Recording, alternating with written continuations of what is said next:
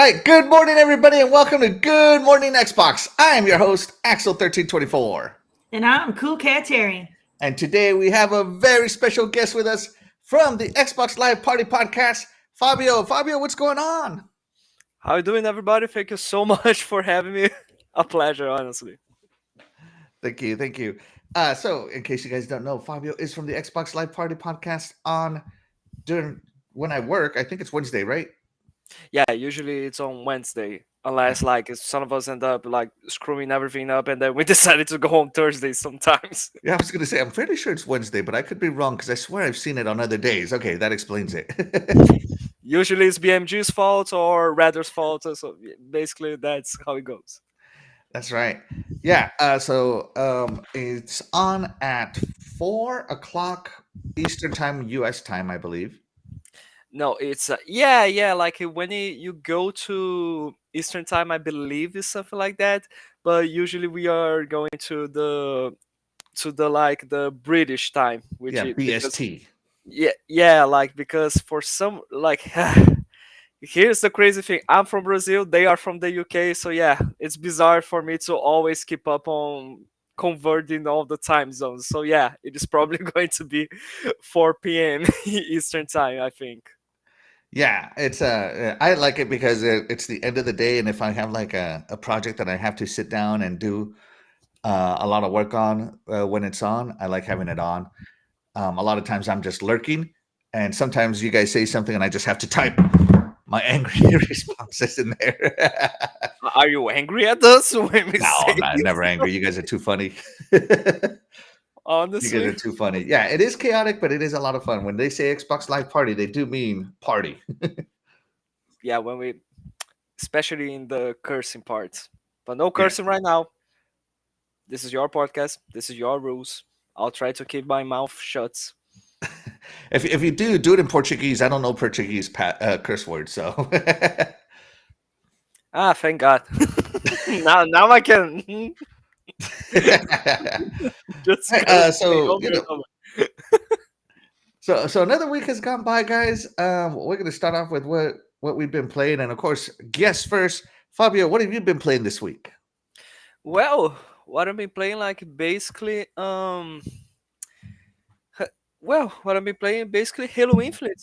Honestly, like I just love Halo Infinite because Halo is one of my like favorite franchises of all time, and I really do enjoy to play games that I don't know, have that feeling, that classic Xbox feeling that Xbox used to have with the original Xbox, with the 360 era, as well as even on the Xbox One era. So like Halo is one of those games that reminds me of that. Also, I've been playing with my buddies on the XP Party podcast, part of the XP Network YouTube channel, the Halo Master Chief Collection, where we finished Halo 4 on Legendary, Oh, and it was messy. It was quite messy because when you are like playing with only co-op with two players, it runs okay. The only thing that is a trouble is like a bit of input lag if you are from different regions. So the host of the yeah, match is going to have some troubles with the gas and so on. But when you have four-player co-op and you have, I don't know. I think if you have one person that is from a really different region, which is our case, like where one guy's from Brazil, the others are from the UK, it is really laggy for some for some reason. Like yes. we had so many issues, but no Hmm. crashes whatsoever. Like the challenge was nice. I do enjoy Halo 4. Like the story, I think is awesome, but like Oh, the Halo but 4 Cortana is my favorite Cortana. I wonder why. But like I don't know, just the lag was insane. I don't know if it was like that on the 360. I don't remember playing four player co-op on the 360, but like it's just so laggy and I don't know what was happening there. But it was a fun time, it was really good. We managed to finish it. And that game looks so damn good. It's a 360 game. It's so amazing, honestly.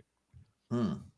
Yeah, the fact that Halo 4 would look that good as a 360 game was awesome. Of course, that's when Cortana was going rampant and Yes. I think it led beautifully to the story of Halo 5. I agree. People had issues with it, but not me.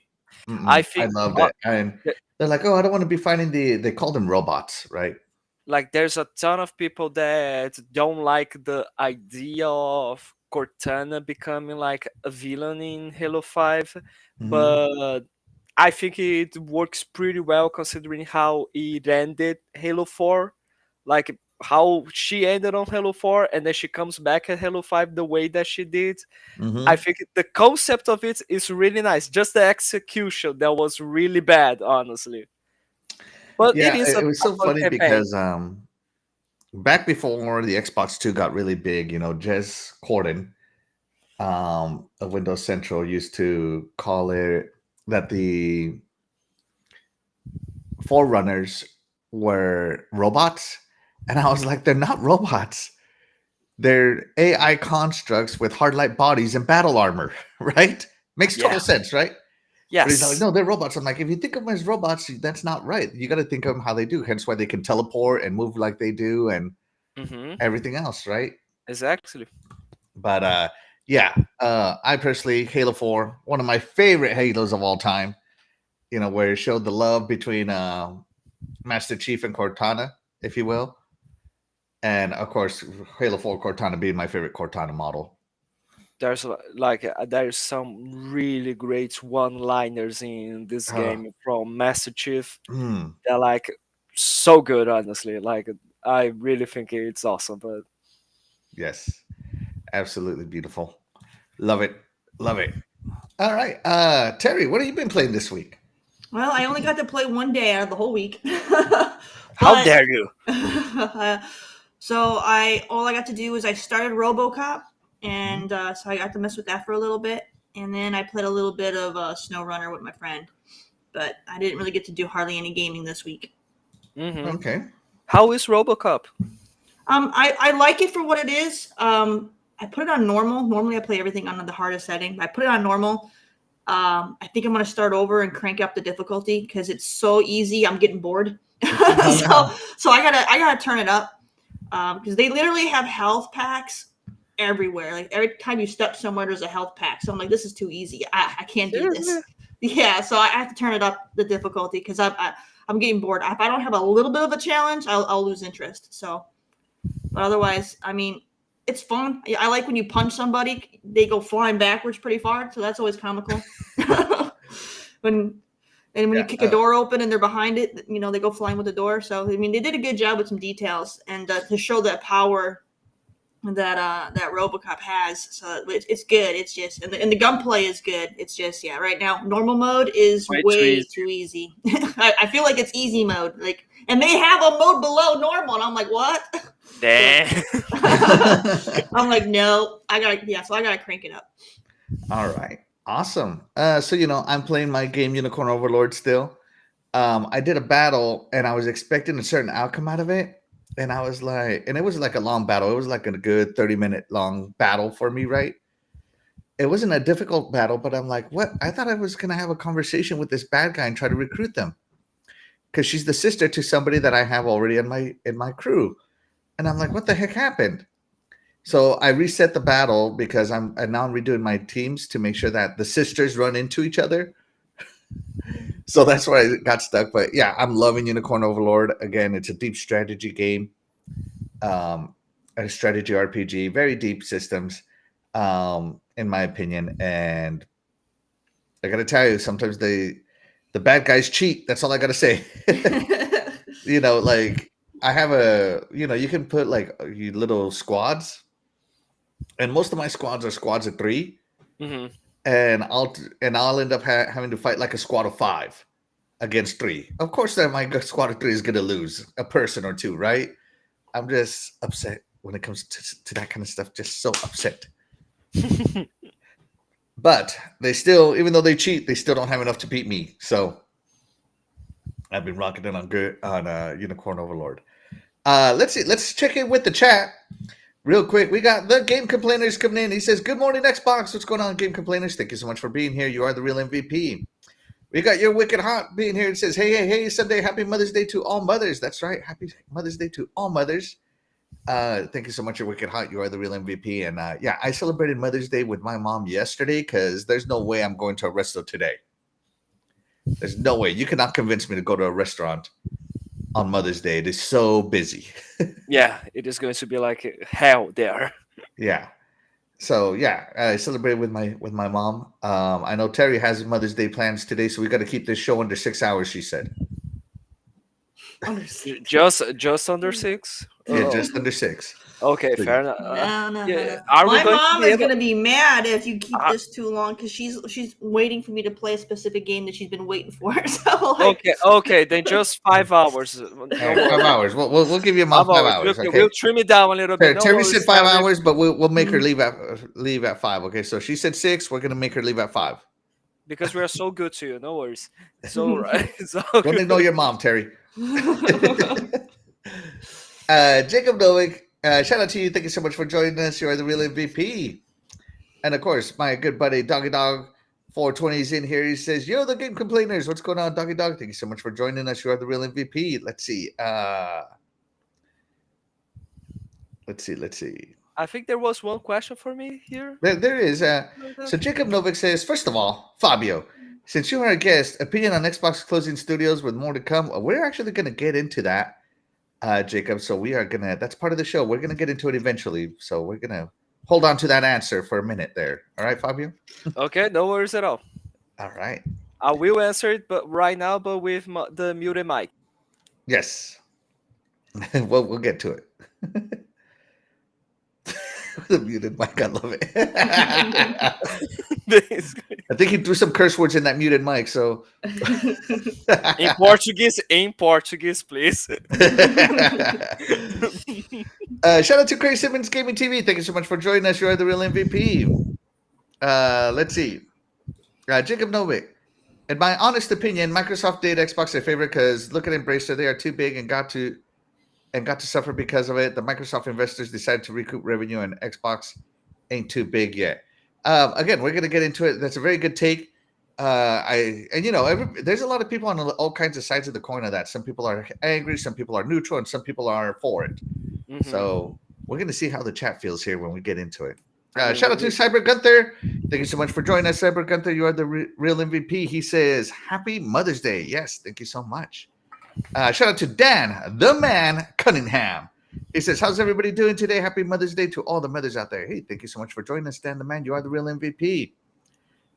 Jason Max says, "Just remember, Xbox is number one." Absolutely. No lies detected, Jason Max. That's why you are the real MVP. And shout out to another Xbox Live Party member who has been on the show before, the Gina. Shout out to you. He says, "Scraping the barrel with Fabio as a guest." Only joking. Always stop by to abuse Fabio wherever he is. Sent from a beach in Spain with fresh mango in my hand. Oh, that's right. I saw your pictures on Twitter with your family. You guys look awesome. The vacation looks great, the Gina. Shout out to the Gina. Thank you so much. You're the real MVP. Have I ever told you why Gina is not in every show? It's because of that. Because he takes vacations? Yeah, basically that. No, it's just because he likes to make fun of me. I don't like to be made fun. No, just kidding. Love you, it's Gina. a tit for It's all tat good. thing. No, You he made fun of always me? makes You're fun. banned. You're banned for life. I can make fun of you, but not the other way around. That's right. All right, so let's get right into it. So, and before we get into it, shout out to Crazy Greek Dude. Thank you so much for joining us. You are the real MVP. Appreciate you. All right. So I don't know if you guys know this, but Lords of the Fallen and Sniper Ghost Warrior Contracts 2 to join Game Pass. Now, I found the actual document where this is at. It's in another language, and when I hit translate on Google, it was didn't translate correctly, and it was because it was a technical document. So we're just gonna go with the story, okay? So publisher CI Games has announced that Lords of the Fallen and Sniper Ghost Warrior Contracts 2 will join the Xbox Game Pass family this year, which is great. So this was leaked through a business thing. Yeah, right here's the link if you want to look at it. I don't know where the .pl is from, but it's not in English, okay? So yeah, it was a financial website, Bankier PL. CI says it has entered into agreement to bring both Lords of the Fallen and Sniper Ghost Warrior contracts to Xbox Game Pass in 2024. The dates aren't there. It didn't say dates, so we'll see what will happen to it. Mhm. So let's start off with Lords of the Fallen. Fabio, do you know anything about this game? The only thing that I know about this game is that it was a game that people were really excited for, since like Souls-like games are so popular to their core audience, honestly. Mm-hmm. And people were excited because it is being used with the Unreal Engine 5, right? It looks great. There was some Mm-hmm. really nice trailers that it showed up. There was some hype. And when the game got released on the Xbox Series consoles, it had a really bad optimization for what I Yes. remember. I didn't play the game. I'm just always watching like videos that make comparisons of the Series X and the Series S. I am an owner of a Series S, so I always end up checking it out to see how the optimization is going there. And huge shout outs to the Xbox tester who does some really great videos to that. And yeah, like it just kind of destroyed the hype for the game because of the optimization that it was being released some patches over and over, and hopefully it's in a pretty good state. I don't know, honestly. Yeah. So if it comes to, so it stopped you from purchasing, but it's on Game Pass. I don't know if you subscribe to Game Pass or not. I am subscribed. It is Okay. already on Game Pass. No, but it will be on Game Pass. Are you going to And try it on Game Pass? for sure, for sure. All Honestly, right. this is a game that I was quite interested. And I know my buddy Doggy Dog 420, he loves his Soul Likes games, so he's going to definitely try it for sure. Just like Terry. Terry loves Souls Likes. Terry, I remember you being hyped for this game. So like I'm not real big on Souls-like games, but Lords of the Fallen was one that I really enjoyed. I played the original one, and it Yes. was the first and only Souls-like game that I actually played start to finish. So I enjoyed it that much. So when they were kind of doing like a reboot, I was all in on this. I did start playing it. I made my character. I did the tutorial, and I started in on the first area. But that's as far as I got because it's really hard for me to play single player games because every time I get online, my friend wants to play. So I have to go play with him. So like I almost never have time to play a single player game. But you know, this is great that it's coming to Game Pass because there's a lot of people that had interest, but they just didn't buy it. So this would be great for them to actually give it a try because Lords of the Fallen is fantastic. I will say though, from playing the original one and then playing this one feels nothing like the original one. Gameplay mechanics wise, it does feel more like your other Souls kind of games. So I think that'll appeal more to that core fan base that likes that genre. Because the first one was a little bit kind of played a little bit more like Darksiders, a little bit more clunky, kind of like, you know, your character. So more hack and slash kind of? Not really, well, not really hack and slash. It was just more like kind of like slow and clunky. Okay. Whereas now it feels a little bit more fluid. So they improved upon it. So it's better. So now I feel like now if you were to take like the speed of Sekiro and the kind of like the gameplay mechanics overall of like Dark Souls and put them together, I think this kind of sums up what this one's more like. Nice. Terry just got my hype level even higher than it already was. And like this is something that I really honestly enjoy about Game Pass, which is not just the fact that it allows you to play a game in its entirety, but also like there's people that for some reason love to say that Xbox and Xbox Game Pass players don't buy their games because they're only going to play on Game Pass. I find that kind of absurd because I usually go with the mantra of like I'll play it on Game Pass. If I like the game so much, I'll buy it. I usually buy it when they take it off Game Pass. That's another way. I'll be playing it, and then all of a sudden I go to boot it up, and I can no longer play it because they took it off. I'm like, oh, well, I guess I'm finally buying it. Yeah, I did that with Nier Automata on Game Pass. I played it on Game Pass, and when I was booting it, it's like, oh, it's gonna leave Game Pass. I'm like, no, it's not. Buy. Yeah. I think I done that as well with a little game called what? Gunfire? Yeah, Gunfire Reborn. Oh, That never was heard of like that one. that was another game that like I was playing on Game Pass, like a super like simple graphics but super fluid 60 FPS, and Mhm. like it's like how can I say, it's a mixture between Doom and Hades. It's a roguelike but really shooter game, Oh, okay. A roguelike first first person person game. shooter. Okay. So like it's really fun, honestly. It has really simple graphics, but like it runs like amazingly well on the next gen consoles. I don't know how it runs on the Xbox One, but like it's really fun in my opinion. And it was living on Game Pass, and I'm like, no, you're not. And then I just bought it. Yeah. Yeah, there's some of those games you play and you're like, oh, you're no longer going to have access to this game. The hell I'm not, you know? How Uh, dare you? yeah. So I was hyped for this game, and now hearing Terry talk it up, I'm more excited for this game.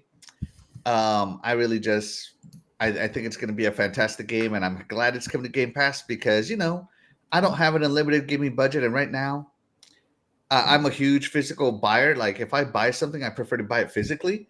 Hmm. Lords of the Fallen, I don't think had a physical release. I don't think. If it did, I didn't see it. I'm just gonna put it that way. I Okay. I This one? really don't know, honestly. Yeah. Yeah, it did. That's how I'm playing it, is on a physical copy. Okay. Well, then I didn't see it at my GameStop or Best Buy.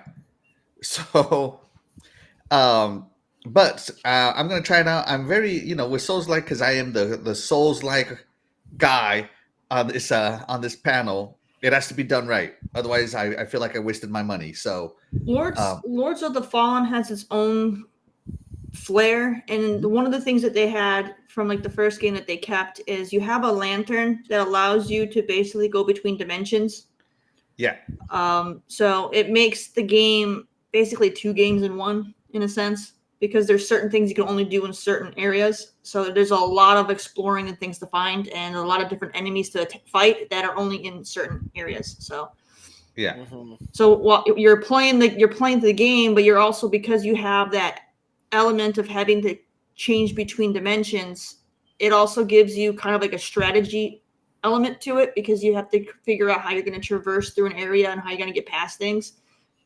So yeah. it's different. It's a Souls kind of game, but it's also kind of strategy in its own way. Yeah, like a puzzler. Yeah, yeah. So yeah, Lords of the Fallen, adding it to my to playlist, for sure. So the other game that got announced here is called Sniper Ghost Warrior Contracts 2. Wow, what a mouthful. Um, have you heard of this game, Fabio? And if so, are you gonna try it? I mean, I heard of the Sniper Ghost Warrior series. I played the second one. It was on the 360. It was quite a clumsy game, but like that's a might be a wide way to put it like that. But like it is enjoyable for what it was, even though it's not like the best sniper game that you could have. Like the best one, it continues to be, in my opinion, like what Sniper Elite. I think that one is like the Yeah, best sniper game for you to play right now. And when it came to contracts, I was interested because it seems that they've improved a lot of stuff, but I don't know. I didn't check out that further of the game. I will try it out on Game Pass to see how it goes, if it is really improved, or if it is that like with clumsy controls like the second one. yeah. Let's see. So my shout out to my beautiful wife. She joins us. Thank you so much for joining us. You're the real MVP of my life. She says someone's microphone is making a crash sound. Of course it's mine. Of course it's mine. So sorry about that. Yeah. Let's check it with the Richard. Doggy Dog says F Souls like. Yeah, finish your Souls like games, guys. Don't just let them stand there, Terry. And then let's see. Mark Clark says Darksiders is greater than Dark Souls every day and twice on Mother's Day. I agreed to that statement. I love Darksiders. Darksiders is great. Amazing. It's probably the only reason why I finished the first Lords of the Fallen, is because it felt similar to that. Is the fourth game good? Is the fourth Darksiders game good, honestly? Genesis. I think that's what it's called, right? Darksiders Genesis. No, Yeah, I well, played it. that's I played a lot that's of like a it. prequel. Yeah. Yeah, but like it's the one with the lady with the one I think That's it's like Darksiders Oh, 3. that's three. Yeah, that's three. Yeah. yeah, Darksiders 3 is They're the all closest. fantastic. I highly recommend all of them. They're all great. No, I Hmm. played the first and the second one. Loved those games. Just like the third one, I Yeah, then wasn't able yeah, to play play it. the third one. It's good. Nice. Yeah. I Yeah. mean, I each played one has its Genesis. own feel. You know, like Mhm. two is different from one, so three is also different. But Mhm. Yes. but they're still good. I do recommend it. And I Nice. played Genesis, and um, I Oh my had god. a play it co-op. That's all I'll say. Play it co-op because you'll have more fun. The gameplay loop on it gets very repetitive very quickly. Um, I think it's the weakest of all the Darksiders, but even then, it's still like a 7.5. I mean, it's not terrible, Hmm. and I really liked it because the main bad guy they pronounce his name Mamon, and if you speak Spanish, you know what that means. It means a sucker of something. So My lord. yeah, so I was laughing the whole time they said that name. I recorded clips of it. It was just so funny to me. So yeah, let's see. General Spartan says, "I have this game, Sniper Ghost Warrior Contracts 2. Tell us about it, General Spartan. Is it worth it? Should we play it on Game Pass?" Let's see. And shout out to General Spartan again. You are the real MVP. We appreciate you. Let's see. Da-da-da-da-da. Lots of people saying hello to each other in the chat. Love it. Um, let's see. Doggy Dog says, Darksiders is great. Don't like that last one, though. You mean Genesis or 3? Genesis is technically the last one that was made. So Yeah, I don't know. Genesis is the last one that was made. Genesis is much more fun with a co-op partner. Trust me. Yeah, that's the way it was designed, is to be co-op. Yeah, the puzzles are easier. The bad guys, when they have someone else to target other than you, is easier. It's just the way it always is. And shout out to Eternal Shaddai. Thank you so much for joining us. You're the real MVP. He says, "Good morning, everyone. I always wanted to play that Sniper Contracts." All right, so there you go. And shout out to Fastback. Thank you so much for joining us, Fastback. You are the real MVP. He says, "Happy Mother's Day." Absolutely. And yeah, he was talking about Genesis. And General Spartan says, "I haven't even tried it yet because I'm back cataloged." Yeah, first world problems, buddy. First world Who problems. isn't? Who isn't these days? Yeah. Sniper Warrior Contracts 2. I haven't played a single sniper game in decades. And with my backlog as big as it is, I just don't see myself playing this one. When I think of reasons I turn on my Xbox or my computer or my cloud gaming, sniper games is not one of them. Not even So if I'm you like probably gonna play- pass on this I one. Not don't. to say it's terrible. It's just I not mean, not not even. my bag. I mean, not even if you played the sniper class on Battlefield or something I've like that. never played it. I never picked sniper class. I am come in guns wielding. I bust in the door and I just start shooting. Okay. Oh, okay.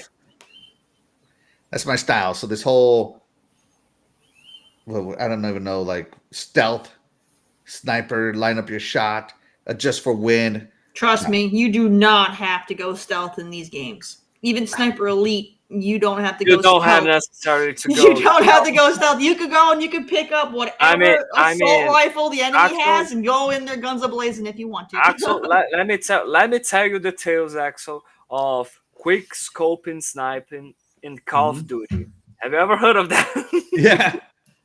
So Yeah, I've you done see, it on there's Halo no many times. stealth. No scope. There's quick scope. There's no stealth there whatsoever. So no worries. Yeah. Like they have the stealth there to so you can get bonuses for objectives, but you don't have to do it. Like you could still complete the missions and play it however you want. Nice. Like, is your issue with the sniper mechanics itself or with stealth mechanics? I'm sorry, say that one more time. Like what you don't like is the sniper mechanics, how it controls, how it feels to shoot, or is it like the stealth mechanics are a problem to you? I would say the snipering mechanics, I guess, but to sniper you got to be stealth. to sniper properly. And maybe this again goes back to my military days where we had to do the real stuff, and it's just like I am not a sniper. Mm. As good of a shot as I was not a sniper. I wish I I did not was, want to but be a I'm not a sniper. sniper. So yeah, I don't know, sniper. Like I have a friend who all he plays is sniper class, and that's good for him. That's his thing. So whenever we play games that have classes, he's always the sniper class, and I'm always the assault class. Hmm. And it's just not my thing. Like when you can choose loadouts, I just Hmm. never choose sniper. Never, ever, ever. Snipers piss me off, but it's not enough for me to become a sniper. I'm not going so low there. Yeah. So okay. So those two games are coming to Game Pass sometime in the future. So I am playing Lords of the Fallen. I think I'm going to pass on Sniper. Fabio, are you going to play both of them? One of them? Which one? I'll probably play more of Lords of the Fallen because I am more excited for that game considering all the patches that you received. And when it comes to Sniper Ghost Warrior Contracts 2, it's like, yeah, my previous experience with the franchise was Sniper Ghost Warrior 2, and it wasn't like the greatest game of all time. But yeah, I'll try to check it out. It maybe take a while for me to try it out, but yeah, I'll try. No worries. And Terry, what about you? Oh yeah, I'm gonna play them both. I might have already played the sniper one. I don't know. I play all of the Ghost Warriors and the elites. So like, I don't know if I played this one or not. I know this one came out like 3 or 4 years ago. So I can't remember if I did this one. I don't think I did this one though. I think I did the. Is that old? Yeah, so I can't remember if I did this one or not. But I'll play through it. I enjoy them. Like, these are the only sniper games I'll play. Are like the Ghost Warriors and like the Sniper Elites. I will not play a sniper in any other game. That gives you the option not to be a sniper. I just don't like the mechanics in those games. But a game made specifically for sniping is just so much fun. Mm-hmm. Yeah. I used to play that arcade sniper game where you actually got to look into the scope. That was cool. But it was like $1 per play, and I was so poor back then when I was young.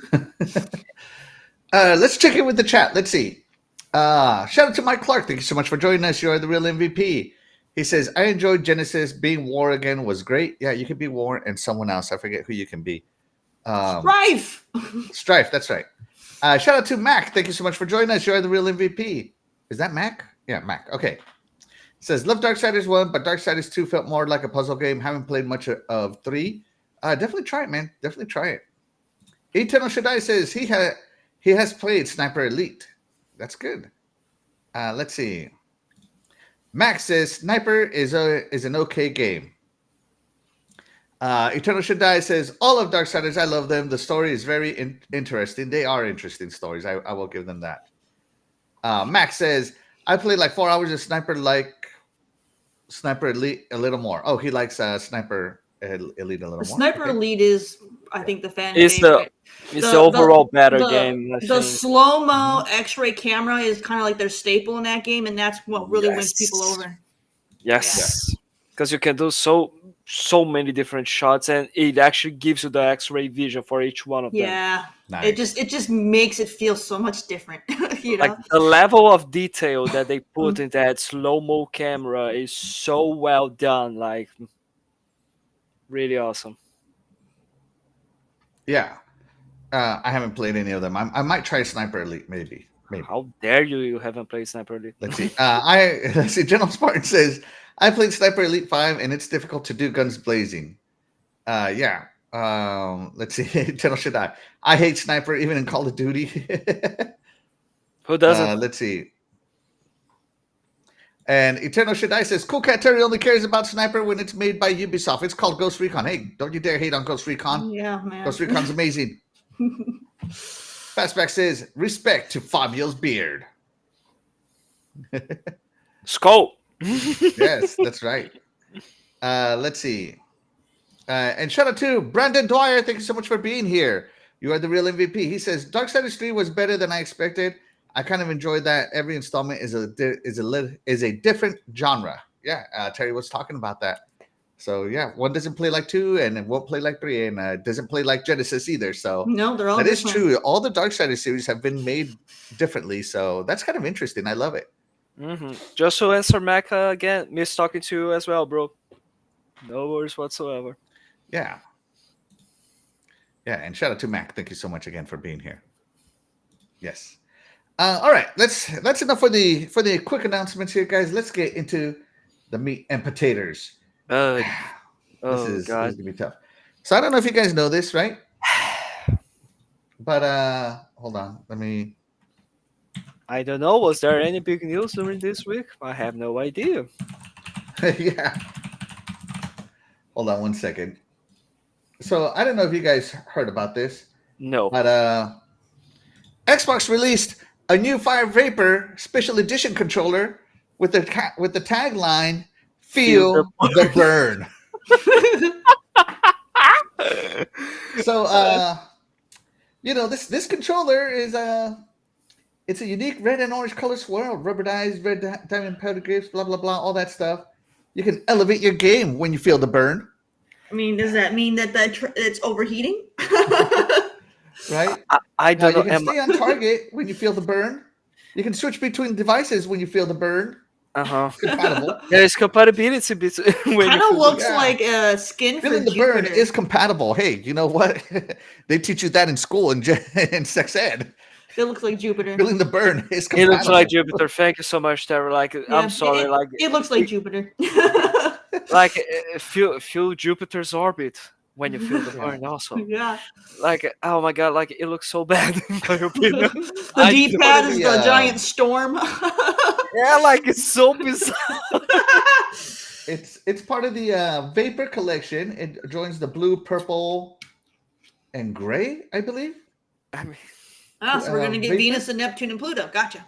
Yeah, and so Pluto is going to be a smaller controller. Is that what you're telling me? It's going to be a mini-sized controller. and so sticking with feeling the burn, Matt Booty was like, you know what? Our studios need to feel the burn.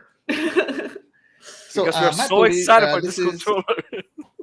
This is an email by the site IGN, which I don't really like, but you know what? I've always give the source credit, and this is where the credit is from. It's from IGN, so we're going straight to the source. And this is an email that Matt Booty put out so that Xbox game studios and gamers feel the burn. So he said, I'm not going to read all of it, by the way, guys. I'm only going to read the talking points, okay? Sure, no worries. Today I'm sharing changes we're making to our Bethesda and ZeniMax teams. These changes are grounded in prioritizing high-impact titles and further investing in Bethesda's portfolio of blockbuster games and beloved worlds which you have nurtured over many decades. All right. 2, double down on these franchises and invest to build new ones requires us to look across the business to identify opportunities that are best positioned for success. This reprioritization of titles and resources means a few teams will be realigned to others, and that some of our colleagues will be leaving us. I love how he prioritizing investment, all the new titles, all this stuff. Here are the things going into effect. All right, here we go. This is where the meat and potatoes. Arcane Austin. This studio will close where some of the team members join other studios to work on projects across Bethesda. Arcane Austin has a history of making impactful and innovative games, and it is a pedigree that everyone should be proud of. Scroll.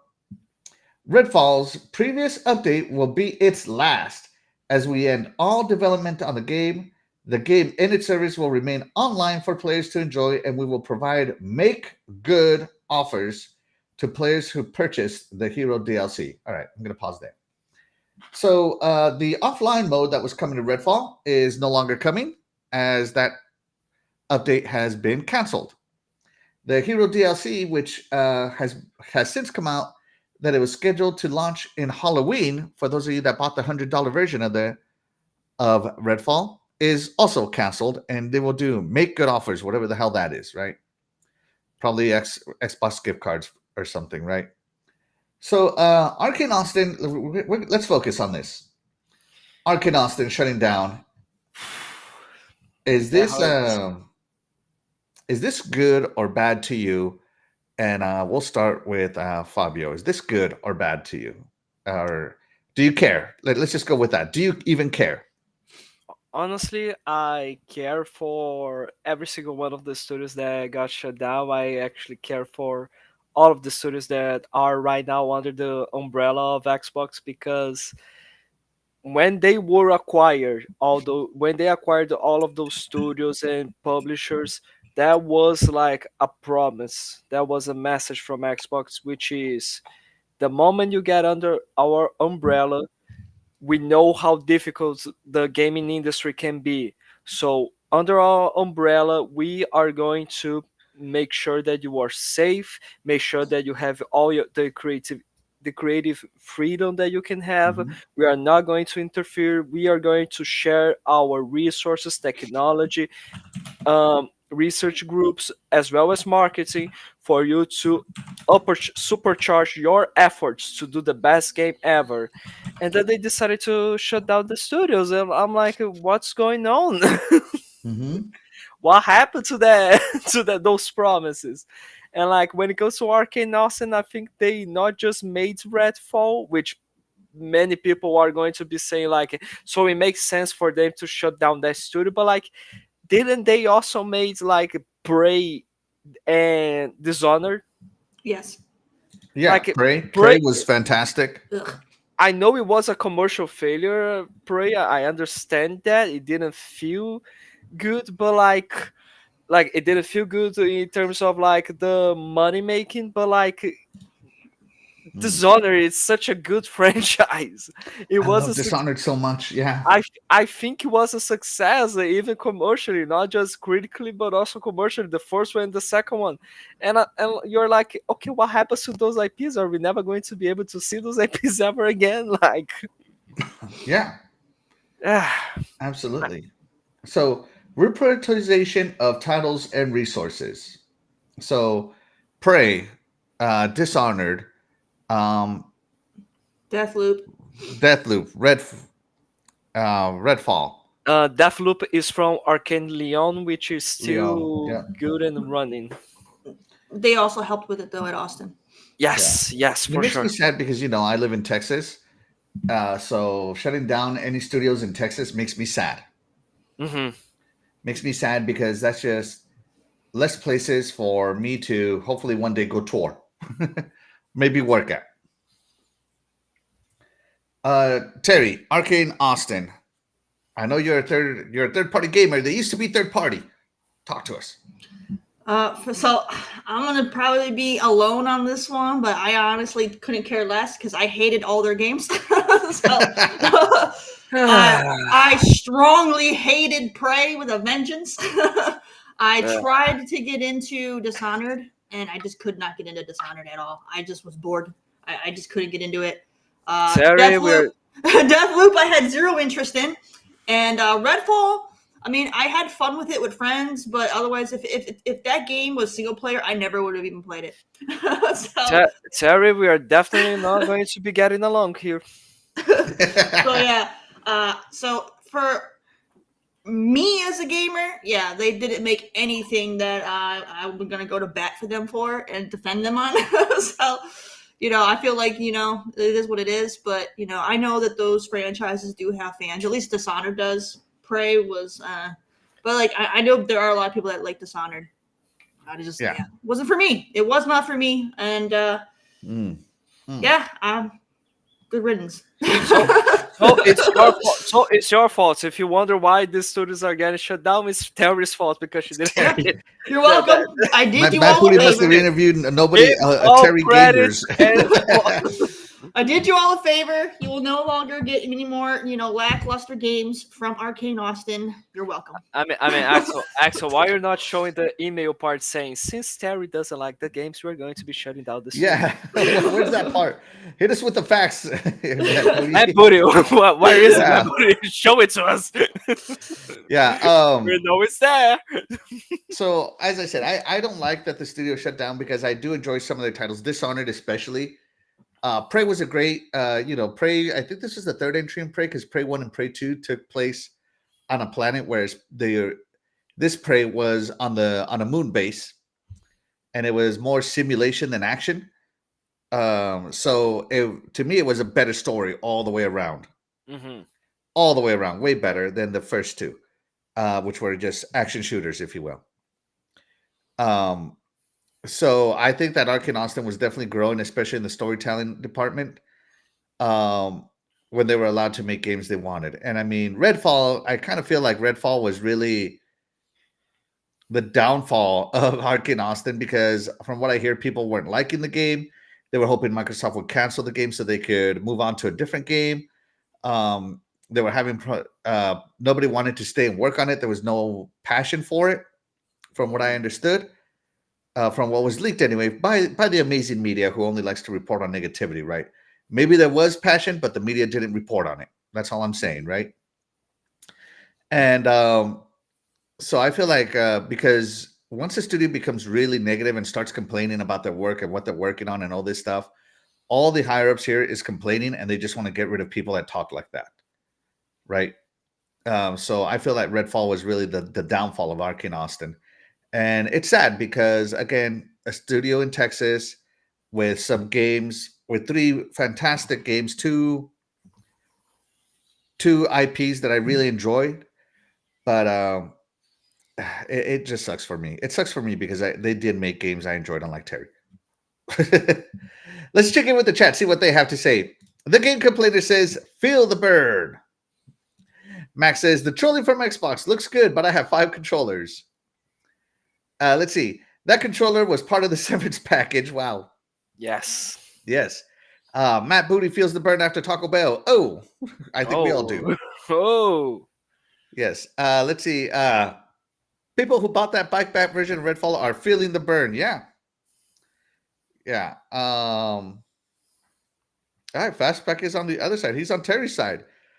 He said, sad as it is to see studios closing, games shelved, I agree with Xbox. Yes, Hi-Fi Rush, Evil Within, Prey, Dishonored, Redfall were all cool, but don't think they were impactful financially. It happens. Yeah, that is true. And shout out to Stephen Avery. Thank you so much for joining us. You are the real MVP. He says, Microsoft still owns the IP. They closed Lionhead, but we're still getting a Fable. Maybe a better Fable. Maybe. We'll see. A worse Fable. It's not the Fable. It's not our Fable. It's not my Fable. It's not our Fable. Yeah, they're making they're making a game in hopes of profiting off of the namesake, but that's it. I mean, the game hasn't even come out, Terry. Maybe we should just wait and see what happens. Look, it is Jack and the Beanstalk. Oh my lord! It is Jack and the Beanstalk with Fable. Yeah, to pull out his headphones. Oh my lord! It's not Fable. Goddamn. Oh my goodness. Let's see. I feel bad for everybody that lost their job, but every game outside of Prey that Austin made, I really didn't care for, and I'm not a big fan of Hi-Fi Rush. Also, dang. Not every game is not every studio is going to make a game that is for you, but it's this is why they have portfolios of games. Just throwing it out there. That's why every game studio has a portfolio. But yeah, let's see.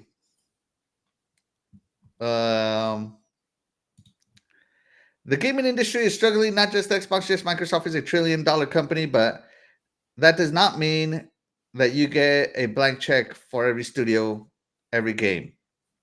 Mm-hmm. Yeah. Let's see.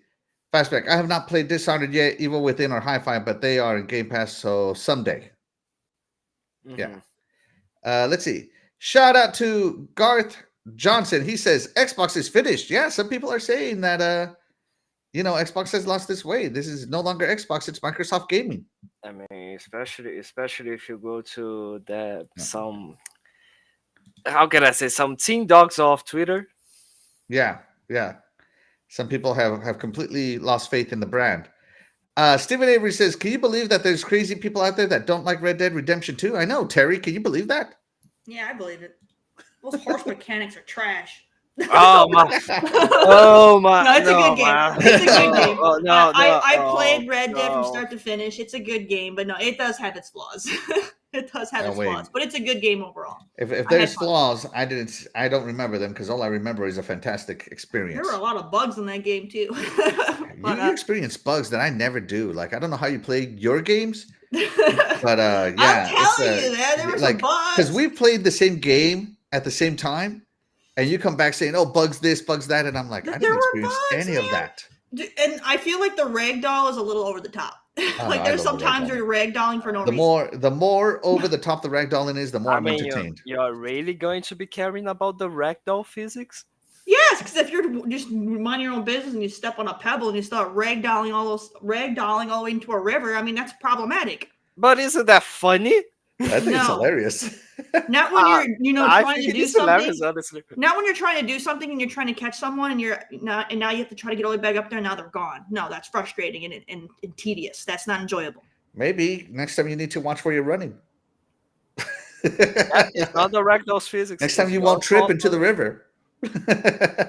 All I can say is your fault there, Terry. Sorry. Mm-mm. Mm-mm. Stephen Avery says, I think the bugs in Terry's house got on the TV screen. Maybe. No, Maybe. no. Oh my gosh. Oh my gosh. There's And entire Crush says, YouTube Xbox lied to videos out everyone. there. Entire YouTube videos out there making a huge compilation of all the bugs in that game. So you can't act like they don't exist. They were able to make full videos, I didn't see a single cataloging bug the whole time all I of was them. playing. Don't know what Okay? you're talking about. Cataloging all of You them. guys are Those are playing a pure weird way. speculations. I don't know what you're talking Whatever, about. dude. They are Those- basically the people that believe in aliens. Like, so yeah. Those videos look photoshopped. Tinfoil hats all the time. So yeah, I No, don't. no. I do not believe in you there. All right, let's move it along here. If I didn't see it, it doesn't exist. Okay. Yeah, thank you, Fastback. Fastback says it. Preach, testify, Fastback. A game without bugs is not a game. That's right. All right, well, then the next time a game comes out with bugs and you guys are whining about it, you got to keep that energy. The games have to release with bugs now. Fastback said so. Fastback says so. And some of my favorite bugs were on State of Decay 2 when you're driving and suddenly your car flips a million times onto a mountain and blows up with all of you in it. Oh my God, I was laughing my butt off. Because I'm playing the game to be entertained, not so much to like be super serious about it, I mean, does it mean that Grounded is the best game ever then? Because it has the most bugs. Yeah, like there's it even bugs has in the all- worst thing of in them all, every a It street doesn't bug. have the most. It doesn't have the most. Starship Troopers! Starship Troopers. That's right. I'm doing my part, Terry. Yeah. Playing games with bugs. You want to know more? Do you want to know more? Click here to find out more. Top Click on 10 this best video games. full of all the bugs we found to find out more. Top 10 best games ever. First of all, Fallout 76. Second of all, Redfall. Third of all, Miss Cool Cat, I will find that bugs videos and send it to Axel. I am on your side. Thank you. He needs to be educated. It's so funny because she'll hear me say, "What the heck was that? Where did that come from? I didn't even see it." But yeah, it's so funny. All right, let's see. Alpha Dog Studios. Again, this is still Matt Pooty's email, so we're going to the horse's mouth here, or I guess the whatever. Alpha Dog Studios. This studio will also close. We appreciate the team's creativity in bringing Doom to new players. Mighty Doom will sunset August 7th, and we will be turning off the ability for players to make any purchases in the game. They also later put out that if you spent real money in the game, you can apply for a refund. Doesn't mean they will refund you or fully refund you. They just said you can apply for a refund if you spent money in Mighty Doom. So Alpha Dog Mobile Studios, don't forget that they said a big area that they want to expand to is mobile, and they just shut down a mobile studio. yeah, but like you need to take into Fabio. consideration that you need to take into consideration that they acquired the biggest mobile studio ever, which is like King, which has the biggest mobile game of all time in Candy Crush. And I kind of understand, but still, like I played Mighty Doom. I think it was quite fun. Honestly, I'm sad that quite a lot. yeah, like I'm sad that you are not going to be able to play the game anymore when it comes to August 7th. And yeah, like when they acquired Activision Blizzard, I was thinking to myself like maybe they will continue to keep the studios separated. I was like thinking that if Alpha Dog Studios, if Alpha Dog Games ends up disappearing, it's because they are going to be merging them with King or something like that. But no, they decided to shut it down, and yeah, it sucks. But like it is a small studio with a really small game for the industry, but like it kind of kills the idea that Bethesda was trying to go with this studio, which is let's expand some more of our franchises into the mobile market, because this studio was indie and then ZeniMax bought them and then Mhm. Microsoft bought ZeniMax, and then yeah, that's the game right there. It's really fun. It was Believe me really guys, fun. it is really fun. Yeah, and I loved it as you unlocked other levels. They added poison bosses. They added freezing bosses. They added bosses with explosives. I mean, Yes, like yes. you couldn't just like this game wasn't like an endless grind, but you had to upgrade properly Yes. to make it through this game. So yeah, Hmm. Mighty Doom. Yeah, it's But it does to have me it some was a pretty charm. good game, It does have but some really good charm there.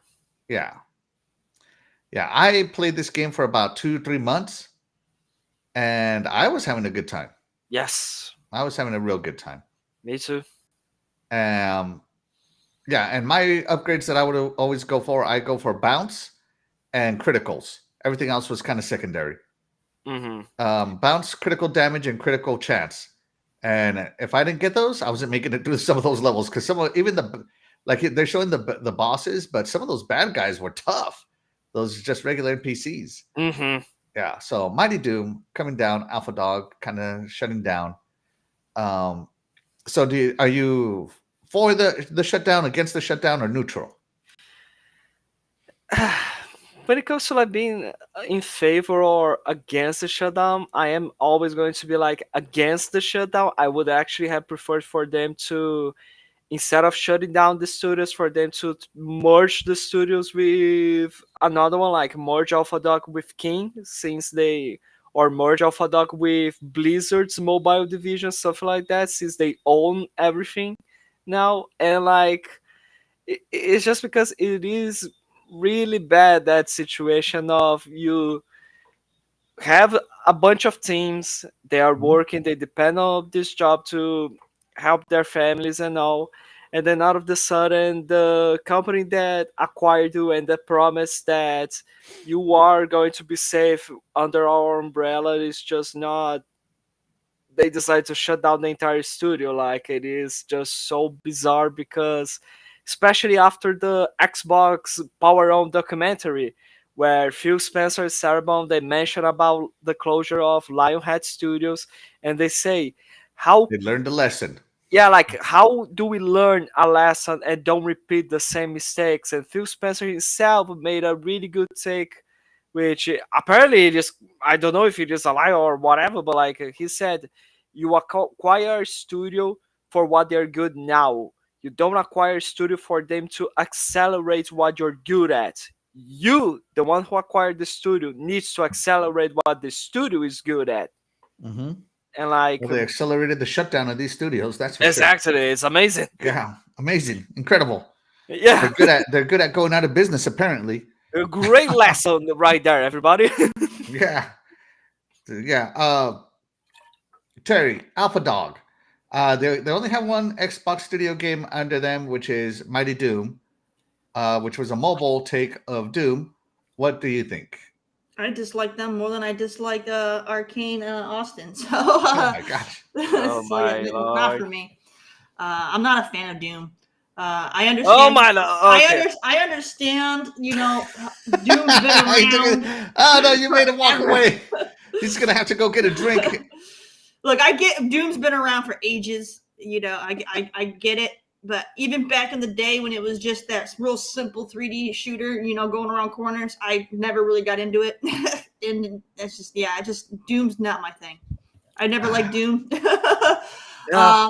I don't like Quake. I don't like Doom. I don't like any of those games, so they can keep them. All right. So Terry's happy they shut down. No, I'm just Yep, kidding. goodbye. Not happy, but she's not bothered by it.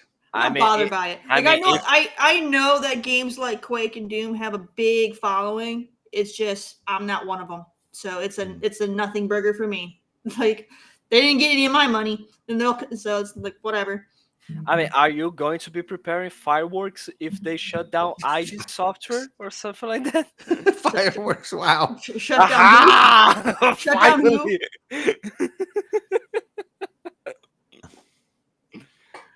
Oh my gosh. Man, if Capcom went under or Square, oh man, that'd be a happy day. Oh, what the heck? Oh my gosh. What the heck? Yeah, where's your empathy? Wow. I Lord. hope Ubisoft goes under. Then that would be a day of mourning for sure. But no, like, By the way, no, I don't hope Ubisoft goes under. That was just an angry reaction to what Terry said. yeah. No, it's all good. It's just I don't like Square and I don't like Capcom either. But it's all good.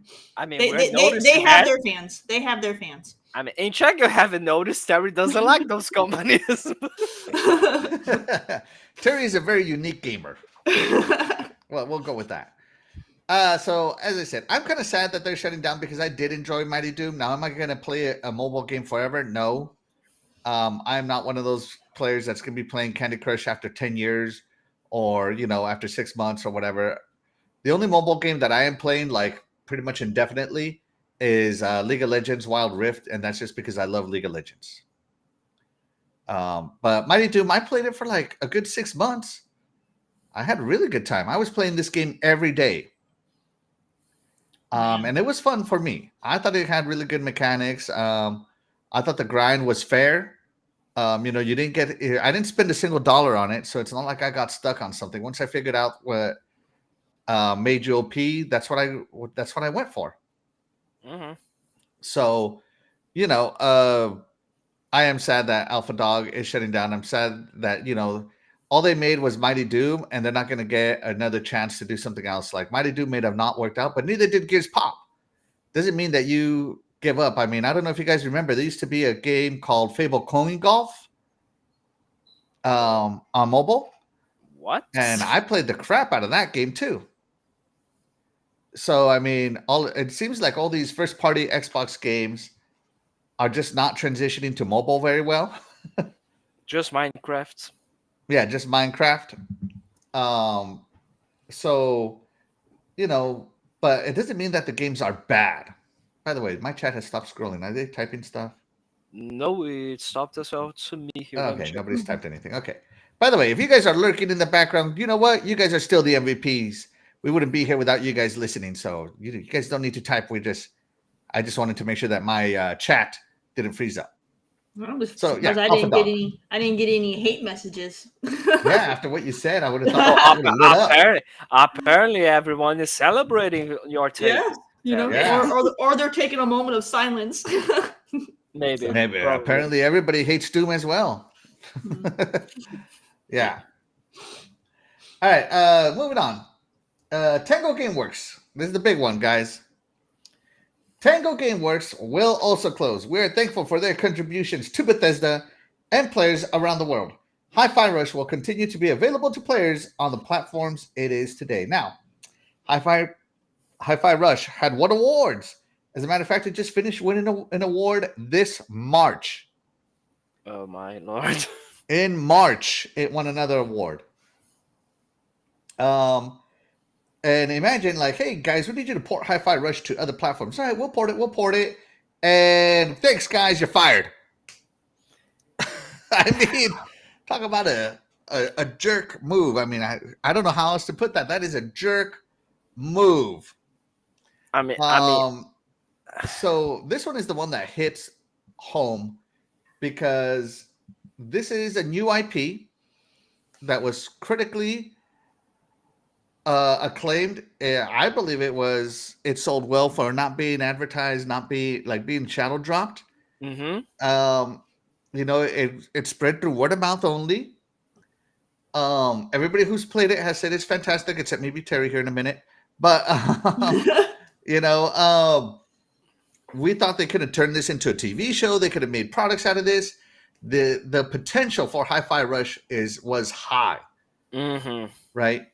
and it was winning awards after awards after awards. And even then, it wasn't enough. They still shut that bad boy down. So, what what does it take to stay open? Apparently, at Xbox, this is the one that just does not make sense at all, in my Exactly. opinion. When you take into consideration that how much Xbox and Phil Spencer were like promoting the facts that we got our first Japanese Xbox studio, and it is their only Japanese studio, and they decide to, yeah, just shut them down, and that's it. And like now you got no Japanese games at all, no Japanese studios at all. And how are you going to expand on the Japanese market if you were saying that you wanted to do that, if you now shut it down, the only Japanese studio that you had? Yeah, it was also the only Japanese studio. Thank you. Also that one. Yeah, I mean, it just won a BAFTA, which BAFTA is like the real awards voted on by Yes. other developers. The You ones know. that Yes. the ones that should be the one that people look at, but they don't. We give the highest credit to the Yeah. Game popularity. Awards. Yeah, the Mhm. popularity nonsense where you can buy your vote. Yep. Yeah, it's just. I mean, people were cosplaying Hi-Fi Rush with their cats. I mean, look at that. That's cool. It's just I feel that Hi-Fi Rush had a lot of potential, and Xbox is just. I hate to say it. I feel that they really made a mistake on this one. Yes. Super made a mistake on it, and it just couldn't. I don't know that whole statement, as you said. Oh, we learned from our mistakes with Fable. Blah blah blah. Are you sure you did? Because Yes, Hi-Fi exactly. Rush, really? Tango GameWorks, your only Japanese studio. Where Phil, remember, Phil Spencer said that Japan is really a market that they wanted to focus on, and they Hmm. shut down their only Japanese studio. And not just that, like during the round table of the Bethesda acquisition, Phil Spencer said, "I'm excited to go to Tokyo to visit Tango, like because he was so excited. Like we finally got a Japanese studio there. We got an Xbox Game Studios there, and we can exploit their market somehow by making games that they like." And there's something really strange and bizarre going on with Xbox messaging because everyone thinks like Hi-Fi Rush was a huge success, and we always go to, and the moment we see them shutting down, we think, okay, but yeah, just like Stephen Avery like said here, awards don't pay bills. Yes, makes sense. Awards do not pay bills. Fair enough, but Aaron Greenberg himself said that Hi-Fi Rush was a Yeah, success for them, and like it makes no sense for him to just say that it was a success if it was only like it was critically acclaimed and that's it. No one bought it. Like and like seriously, yeah. Aaron Greenberg did say that. He did say that Hi-Fi Rush, by all metrics, and like he basically said it was considered a success by all what was the words he actually used? Hold on, I have it. all metrics. I don't know. Um, all aspects, I think he said. Yeah, maybe. I think he And said like the word all aspects. if we are taking into consideration the thought of no one bought the game or something like that, I'm sorry if they ended up deciding to, let's not put any market into it, let's just shadow drop it and put it on Game Pass on day one. Here it is. Aaron Greenberg on April 21st, 2023. Hi-Fi Rush was a breakout hit for us and our players in all key measurements and expectations. We couldn't be happier with what the team at Tango Gameworks delivered with this surprise release. Exactly. Could they? Apparently, they weren't happy enough. Just saying. Like it's just so bizarre what the message is going on here, and especially like it makes you think like, is the problem Game Pass? Is because of game was on Game Pass It that can't be everything Game gets screwed Pass. up? Yeah, like but we're trying to think here like why was the studio shut it down? Like, we do understand that like Shinji Mikami left the studio, okay, and from what I know, the studio didn't have a leadership to substitute Shinji Mikami or something like that. But still, we are talking about a game that was a was released last year, was a huge success for what he Aaron Greenberg himself said it here, and this entire studio shut it down. And it's like, again, it is their only, for once again, Alpha Dog Games. They got King. Fair enough. They got a bigger studio to do mobile. Fair enough. You don't necessarily need Alpha Dog Games. You got Arkane Austin. They did Redfall. It suck it up. They screwed up. No worries at all. And sure, they had some other really great IPs, but Arkane Leon is the real big thing. And okay, shut it down as well. Roundhouse Studios, which is another studio that we are going to be talking here, was like just a support studio, didn't release any games, so it makes sense for them to not be there as well. But Tango, Yeah. why? What's the metric that decides that a studio is going to be shut down or that is going to be continuing? Especially when they had a hit, like a surprise hit. Like, I just don't. This one is the one that just makes zero sense to me.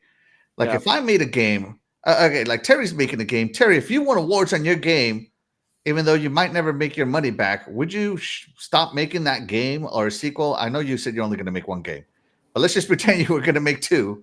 Would that somewhat encourage you to make two if you started winning awards, especially a BAFTA of all the awards you could win?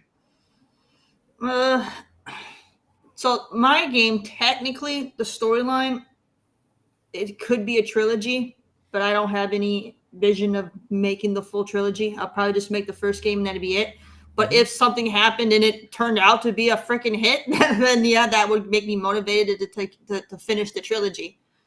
But I don't know. I'm not the right person to ask because I'm not a full-time game dev. I'm doing it as a hobby on the side. Like everything else in my life comes before my game dev.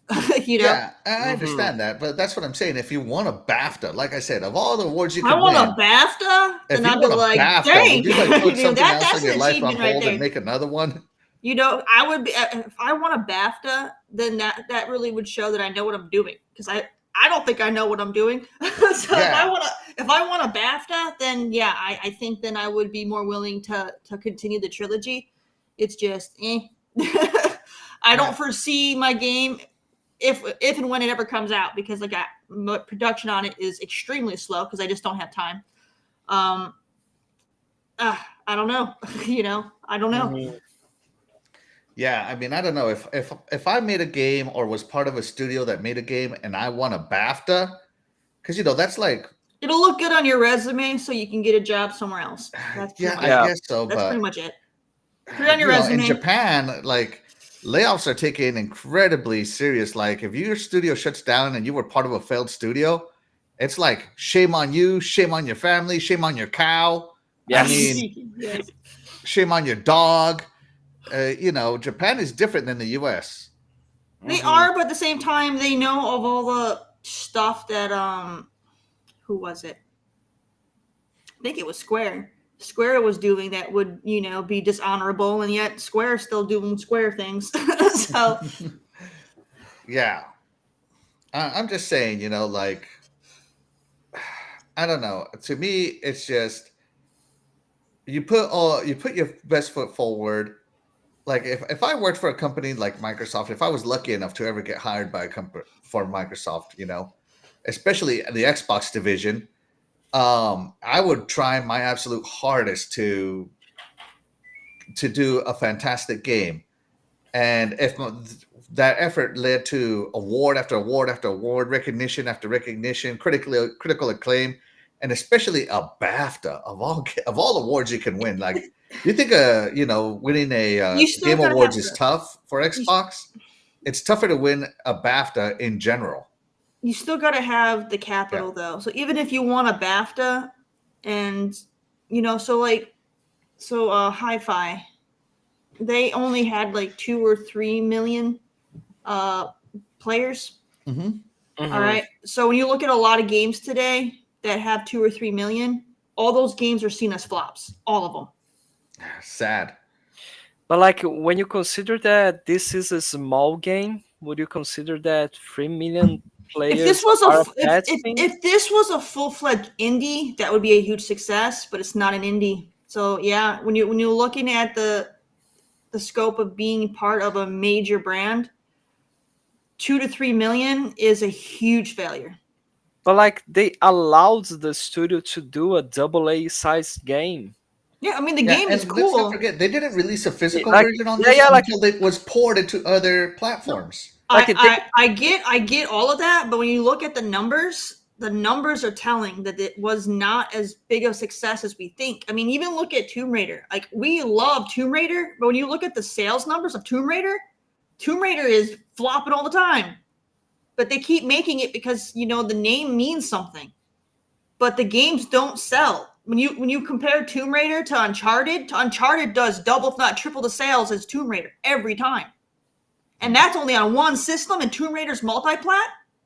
And Tomb Raider gets less than, gets like 100,000 sales compared to like Uncharted would get like millions. Like the name don't mean anything. It comes down to how many people are actually buying and playing it. And as popular as Tomb Raider is, and I love Tomb Raider, and I don't want to see that game franchise die, it's dying on its own. People do not buy it. but like when you I don't know, it's just because it makes you think that it makes you kind of question like Xbox decision of like, okay, we are shadow dropping this, we're not going to make any previous announcements, we're not going to put any market whatsoever. The only market that we are going to be doing is the shadow drop on the developer directs like once. Except for the And 100,000 that's on the developer direct. and it's going to be available on Xbox and PC, and it's going to be like day one on Game Pass. So like were they and like this is a really small size game, like it is a great game but it's a small game, so like were they actually expecting to have numbers like, I don't know, like Gears or numbers like I don't think Halo? they were expecting Like to have those kind of numbers, but the fact that they shadow dropped it shows that they're trying to play it safe. They didn't spend money on marketing and advertising it months in advance. We don't know how much they even invested in developing this game to know if how profitable it was, if it even was profitable. It is as popular of a success that we see it as a gamer. We don't know the profits on this game. Mm-hmm. So if it didn't turn a profit or the profit was minimal, it makes sense that they're not going to do anything with it. Yeah, I don't see the justification for Tango Gameworks because even if this game wasn't profitable, there is such a thing called your loss leader, if you will, right? The potential for this game was through the roof. Mm-hmm. The potential for the franchise to expand and all this stuff was way too big. And if Xbox didn't see that, I don't know what's going to keep them from making more terrible business decisions, in my opinion. Right. So yeah. So I'm just like, I don't know what to say. Yeah, it is This one is the quite most tragic hard. shutdown to me out of all the studios they shut down because it was their only Japanese studio. They had a critical and I guess I don't know, a highly awarded game, loved by everybody who has played it. With no marketing, word of mouth only. I mean, it is. What will it take for a studio to be on the good side of Xbox and for Xbox to say like, we should invest more into this studio. Their next one could be even better, Mm-hmm. right? I don't know. Phil Spencer a long time ago said gamers don't understand the gaming market. but I feel like Xbox is not understanding gaming potential. I feel that Xbox is now turning into this company that's being managed by spreadsheets, Excel spreadsheets. And that's how decisions are being made instead of, actually understanding your gamers and understanding your audience. Like, I just don't understand. Like, nobody on a podcast was talking smack about Hi-Fi Rush. Nobody was saying, "Oh, Hi-Fi Rush sucks. I don't know why that's why they shadow dropped it because it sucked. They knew it was going to suck." Blah blah blah. Nobody was saying that. Hmm. Nobody was saying that. Everybody was praising Hi-Fi Rush. If Xbox would listen to their base and maybe take a hint, like, okay, maybe Tango Gameworks isn't turning a profit right now, but we really need to keep them and see how Hi-Fi Rush 2 does, because they were pitching a sequel to Hi-Fi Rush, and now we may never see that sequel. Hmm. We don't know that. We don't know that. They might have someone else make the sequel. But again, we don't know. When I look at the previous stuff that Tango has done, like Evil Within, Evil Within, I will always remember as being the horror game with the worst controls out of all horror games ever made. So I could see, them already struggling on their own, and when you look at the fact that Xbox has been trying to get Japanese studios, and this was the only one they were able to get, why is that? Maybe they were only able to get them because they were in dire straits and desperate, and nobody else wanted them. Well, ZeniMax as a whole, was ZeniMax again. They yeah.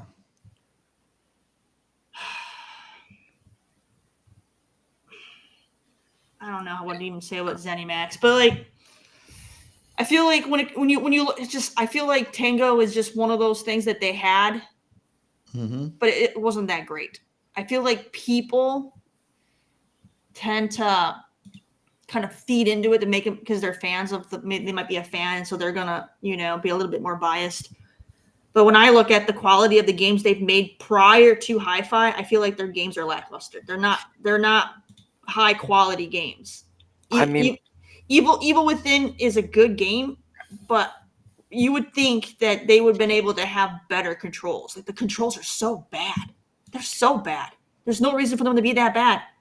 yeah, but like still, when you take into consideration how Hi-Fi Rush went and how Hi-Fi Rush plays, sounds, looks, and feels while you're playing, like doesn't it mean that okay, even though we might consider that the Evil Within 1 and 2 were not like that great games because it had some technical issues, like, and the studio was struggling somehow with some aspects, wouldn't we say that okay, Hi-Fi Rush is a really beginning of big improvement going on there, so it means It, that their next game is going to be really amazing.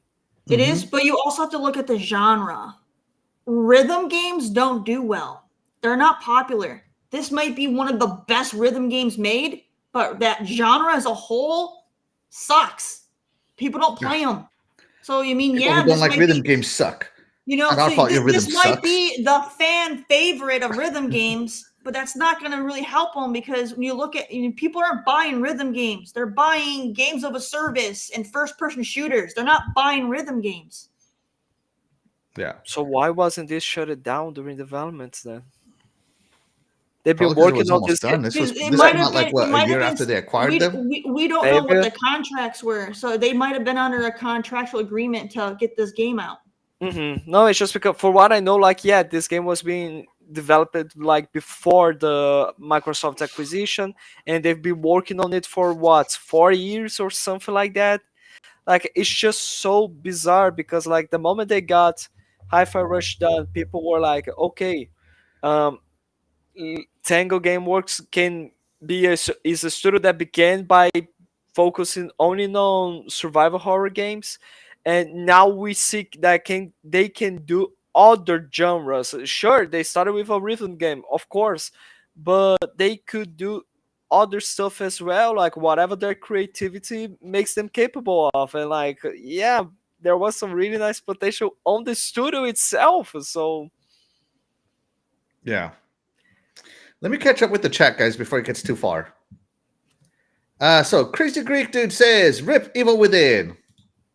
yes, Aspect says, "Many have been judging Xbox since 2013 E3 and are making money off of any kind of Xbox PR." Yeah, that yeah, is so for true. sure. Let's see. Shout out to Xbox Gamer. Thank you so much for joining us. You are the real MVP. He said, "We do know Tango launched Hi-Fi Rush in January 2023 and didn't work on anything since. They just recently pitched Hi-Fi Rush 2. Why were they moving like snails? They were porting this game, man. They weren't just. You think the They port were just make, happened they naturally? were making new, Ports. like not just sports, but they were making like adding new content of new modes for the game, new That's right. costumes for you to wear. They were actually making more stuff for that game itself. And if we are going to put it like that of studios being like moving like snails, so where is the initiative game? Where is Perfect Dark? Where is Everwild that was announced in 2019? Where is Double Fine's next game? Like, if we are going to be talking about studios moving like snails, kind of makes you Rockstar. feel okay. Rockstar. Rockstar. Yeah, but so we're talking about Xbox here, Terry. Please Come pay attention to on, the show. man. Rockstar is No, so no, slow. no, no, no, no, no, no, no. Focus on what's the issue. Yeah. So They get the free pass to make one game every 30 years. yeah. Just because Hey, the studio it's closes does not funny, mean you don't okay? absorb talent into other studios. Hi-Fi Rush 2 can still be done by those who worked on it and another studio better managed. Calm down, folks. Does it look like any of these workers are going to come to the United States? I mean, In that I white guy guess in the striped Xbox shirt, could bro. get them workers' visas, but they have to uproot their whole lives, not to another state, to a whole other country, a whole other culture, to come and work on Hi-Fi Rush 2. I Or mean, I like, think that's just asking a bit too much, and it's They- unrealistic I like it. expectations. if you ask me. They would more than. I mean, if they decide to keep any of them on, they could work remotely. Do you think these guys are going to give up their universal health care to come to the US just for Hi-Fi Rush 2? Just I say. like it. I like it. They Take might it- just, like I said, they might work remotely. I like it, but like take into consideration that would them actually trust Xbox again Yeah. to because like we made a really good game. You said you were proud of us, and you decided to shut us down. Yeah, How can I that's trust just the terrible. words that you are telling us? Yeah. That's that's the bad part of the messaging that is going on right now, and people are like, "My God, Ninja Fury is the next studio to be shut down." Yeah, but if they were already having issues within the studio prior to this game dropping and the acquisition, then they might have already knew that But this that's the this was speculation. this Nobody was has a said game any of that could that. either make or break them. Yes. So they might have already knew if there was already turmoil that we don't know about. I mean, yeah, this was their last shot potentially, and unfortunately, this 2 to 3 million is not going to save a studio. But again, like it seems that then if they were not expecting these numbers for a small size game, then why did they shadow dropped it? Why did they decided to go with a rhythm game, knowing the metrics of rhythm games? Why they decided to go with a double A game? Why they decided to do it exclusive for the first year on Xbox and PC? Why they decided to, if sales are what they really cared above all else, then why did they decide to put it day one on Game Pass? Because we all were like subscribing to Game Pass or buying the game, Because it's a thinking rhythm that game. it's going to be supporting it. Yes, but why It's they did it then? because if they didn't put it on Game Pass, nobody would have played it. Period. Nobody. Game Pass is the only reason people played it, and people, then end up getting a love for the game. Game Pass is the only reason this game had any kind of success at all. If they did not put it on Game Pass, this would have been dead on arrival, dude. Dead on arrival. People do not play rhythm games. They would have heard rhythm game and they would have kept on going. I know, man. I love rhythm games, so Game Pass is the reason why people played this game. Most games that are indie-esque, like this is very indie-esque, do not get played unless they're on Game Pass. How many indie games have you guys played on Game Pass that you never would have touched otherwise? That's Like why 2. this game got played. Okay? It's because it's on Game Pass. That's the only reason. And they shadow dropped it probably because at the time, Xbox was getting lots of review bombs and bad press, and they wanted to give this game a fair shake at doing what it could in an environment that it's already going to be struggling in because it's a flippin' rhythm game. Mm-hmm. They're not going to I invest a highly whole bunch disagree of with money what you're marketing saying. a rhythm game. Rhythm games do not sell. They just do not sell. That Guitar would have Hero been begs even to more differ. money lost if they had marketed this game. Why allow it then to do a rhythm game?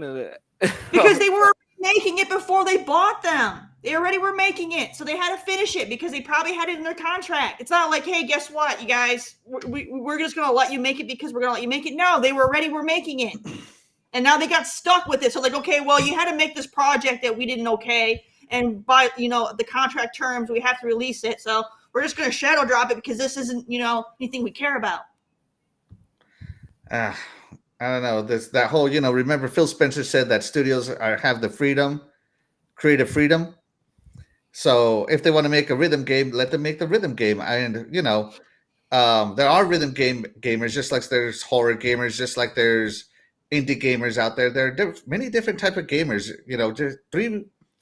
Out of the, I don't know, whatever, 40 million Xbox gamers, Xbox console gamers that exist.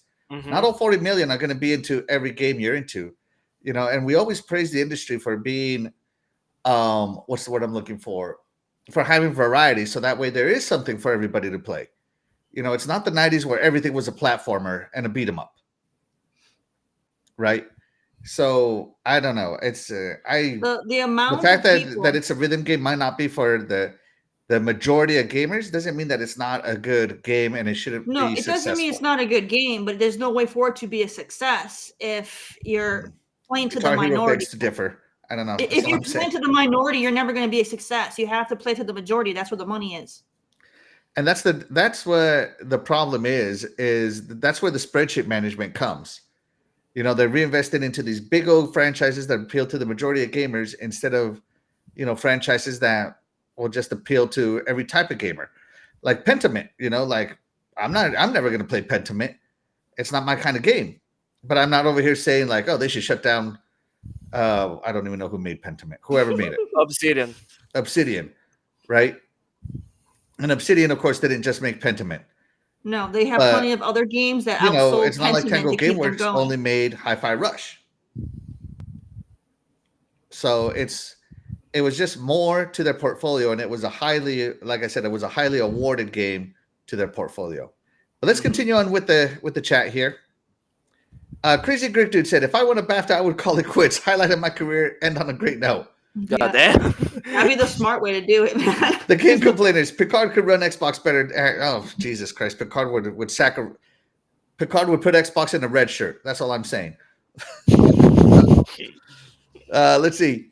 Mike Johnson, shout out to Mike Johnson. Thank you so much for joining us. You're the real MVP. He says Sony's name speaks money and sells. Yeah, their brand name power is through the roof, but even they are struggling. Let's see. Tomb Raider sales deflated because Laura Croft's pyramids did too. Just saying. No lies detected, Fastback. No lies detected. No lies detected. Let's see. According to Evan Greenberg, Hi-Fi Rush hit all the metrics. Don't know what that means though. Yeah. Remember, so we're over here saying like, oh, Hi-Fi Rush didn't sell. Terry, you said that maybe it wasn't good enough, but the information we have access to said that they did. Yes, like he says it hit all the metrics, but you know what he didn't say? He didn't actually give out any numbers for anything. He just made a blanket statement. When you say all the metrics, what are we going to interpret then? Yeah. We don't have access to those P&Ls, to those Excel spreadsheets that they're using to manage. Spreadsheet managers, as I like to call them. Like, are they going to show us something like? Are they going to show us a spreadsheet from Excel saying, "Oh, there we go. We spent that much money on the game. We managed to get that much money on the game. It means that the studio is shutting down." No, or shutting down. Like This is the shutdown point. Yeah. No, like we actually had to believe, because we had no access to those stuff. Like, we actually had to believe in his words, saying that okay, it hits all the metrics. So it means that they were expected to receive this kind of grades. It received all of the grades. It was expected to sell that many copies. It sold that many copies. It expected to increase that number of subscribers to Game Pass. It increased that number. Like, when you say all metrics, the thing that we are going to be thinking is all metrics. Yep. And again, here's Phil Spencer's quote: "The one thing I won't do is push against creative aspirations for our teams.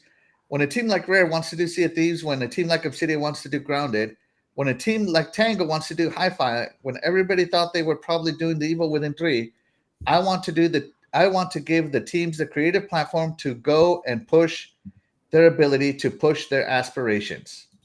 That lies detected. Just saying. Let's see. Dan the Man Cunningham says, the part that puzzles me is Xbox was hellbent on getting inroads to Japan and they closed the doorway studio to it. I just don't get it. Yeah, me either. Me either, buddy. None me of either. us. Yeah. Let's see. So Mike Johnson says, the problem Microsoft was listening to their base, and the base was saying it ain't everything was okay, and that was far from the truth. It ain't everything was okay. The base is saying that everything's okay, and that's far from the truth. So again, we don't have access to those spreadsheets, so we just go off of what Xbox tells us. And if Xbox says everything is good, well, we're going to believe what they say because we have nothing to counter it. Exactly. Yeah. We have no other information to say otherwise. Other than rumors and unsubstantiated rumors and other opinions from Xbox haters, but that's not really anything to go off of. Let's see. Xbox says Phil could be making mistakes, but I don't have time to worry about that. Only time to play all these games in my backlog. Yeah. We're all just playing games. Let's see.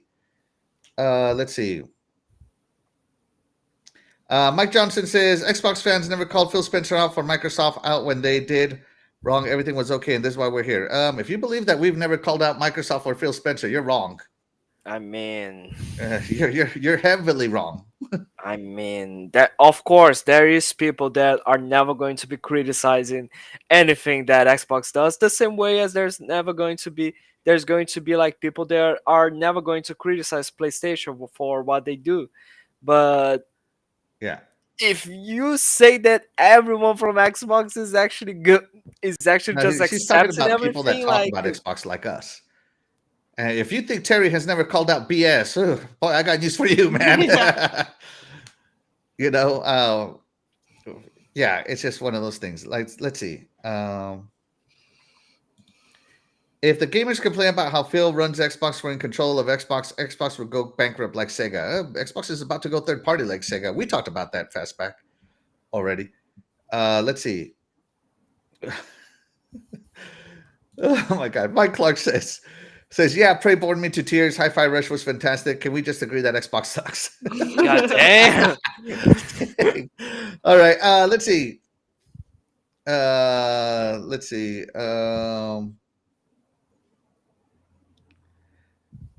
PlayStation and Nintendo also made many mistakes and are still going. Xbox will be fine. The thing is that we've always believed Xbox could be better, doing way better, and they keep making these. They keep stepping. What's the word I'm looking for? They keep tripping over themselves. They keep stepping on.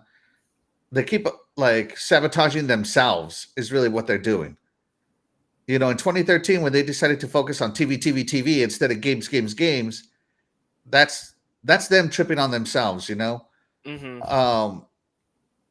When they got rid of all their studios and only had like 4 development studios, that's Xbox tripping on themselves, and now that they finally have all the studios in the world to finally start putting out games every quarter, as Phil Spencer put it, and they close those studios, and especially what I consider a successful studio. Obviously Xbox didn't consider them as successful, but what I consider a successful studio, Tango Gameworks, that's they just keep on tripping over themselves. Let's see. Mm-hmm. These studios would have probably already been gone if Microsoft hadn't bought Bethesda. Yeah, maybe. Yeah. A lot of people have been saying this, that maybe these studios were going to close anyway, and this just delayed what was, as some people put, the inevitable, right? Again, unsubstantiated reports. I haven't heard anything from anyone officially saying that, but yeah, it's one of those situations that was like that. Yes. Mm. It is one of those cases where, like, after what Bethesda was doing with Fallout 76, Wolfenstein Young Blood, and Hmm. Fallout 76, yeah. no, and their like subscription to Fallout 76, for some reason, they were like in a pretty bad shape, and then Xbox came in and yes, we are going to acquire you. So people are considering that Xbox saved Bethesda. I do kind of understand that. It kind of makes sense, but like we don't have any like official reports saying that, so we cannot just say that yes, that's it. It saved Bethesda or something like that. Yeah. Yeah. And again, I mostly try to focus on reports coming from sources I trust, Hmm. that can be substantiated, not just say so, right? Either. When I do this show. So there's a lot of rumors we could report on, but I just don't. Fair enough. Because well, I choose not to because I can't find anything to back it up. Hmm. Fair And enough. I'm not a journalist or anything, but I do like to not spread. I don't want to be part of the spreading the fear, uncertainty, doubt group. I just want Hmm. to spread the news, whether that news is great or bad. Yes, not Yeah, just like let's keep focusing on the doom and gloom of Xbox and Microsoft. yeah, Look, all I know is when it comes to Xbox fans, one day I hear everybody going on about how they're eating good for Xbox, and then the moment there's one bad article, everyone is a doomsday like person. yeah, So Yeah, that is something that I happens. feel like Xbox fans, well, fans in general, doesn't matter what you're a fan of. I feel like people are they get on the bandwagon. Like okay, everyone's praising Xbox. Hey, praise, praise, praise. Oh, these people are now being extra negative. Boo, boo, boo. It's like, Like come on, there, man. like there is that meme I think that Jess Gordon released one time, hmm where it's like, uh, where it's like Xbox is back, Xbox is dead, Xbox is back, Yeah, Xbox is dead. exactly. That's what Like, that's how it feels because like a lot of people buy into that nonsense. Like I'm sitting here trying to be as clear headed as I can, but like I hear people who are being like, yeah, Xbox is being ridiculous, and they shot themselves in the foot. And they're doing this and that. When literally like 2 weeks ago, you guys couldn't say enough positive things about them. So like yeah. you can't have it both ways. Either they're doing well or they're doing bad. hmm yeah, but like So it kind of kills this type of news kind of kills the hype and momentum that was going on for the showcase. I'm still hyped. I'm still going to watch. I'm still excited for all the games that are going to be released in 2024. But like it is a situation where you think that yes, like you did kill a little bit of your own hype there. I kind of try to think that if the studios were being actually were going to be shut it down, maybe it was best for them to announce it at the beginning of the year, right as well with the Xbox podcast, where they are announcing that they were going to be putting 4 games on the other consoles. Maybe the blow was going to be like it was going to be big during the time, but nowadays there would still be the hype for the showcase, I think. You know, shout out to the chat. You guys are making really good points, and I love all your opinions. But I could spend like 2 hours just reading each and everything you guys put on here. So I'm gonna scroll and let some things go. Just letting you know, I'm not. It's not that I'm not reading it, guys. It's that I'm trying to be time conscious of the source material too. Shout out to Garth Johnson. Thank you so much for joining us. You're the real MVP. He says Xbox has failed for too long. I don't think they are a failure. I just think that this is a kind of a tone deaf and bad move. Yes, I do That's where agree. I'm at. And Stephen Avery points out the facts here. 2022 through 2024 has been rough for layoffs. ZeniMax could have been much worse, and Microsoft didn't buy them. Again, that's just you could be correct, but we won't know. Hmm. We just Hmm. won't know because we don't see those P&Ls and stuff. Um, so yeah. Let's see. Um, let me show this video. I wanted to show this video that I had a little while ago. Let me get back to it. Oh, I lost it. I'm sorry. Oh, I lost the video. We were great. talking so So, much, I lost the video. I'm sorry, guys. no worries. Okay, so you guys want to continue with the last studio that Matt Booty mentioned? No. Hold on, because this is up Ah, at you found the the video? Hi-Fi Rush Ah, okay, fair video. enough. So give me 1 minute to find it. I had it. I swear I had it. Anyways, but I just think that Hi-Fi Rush is successful, and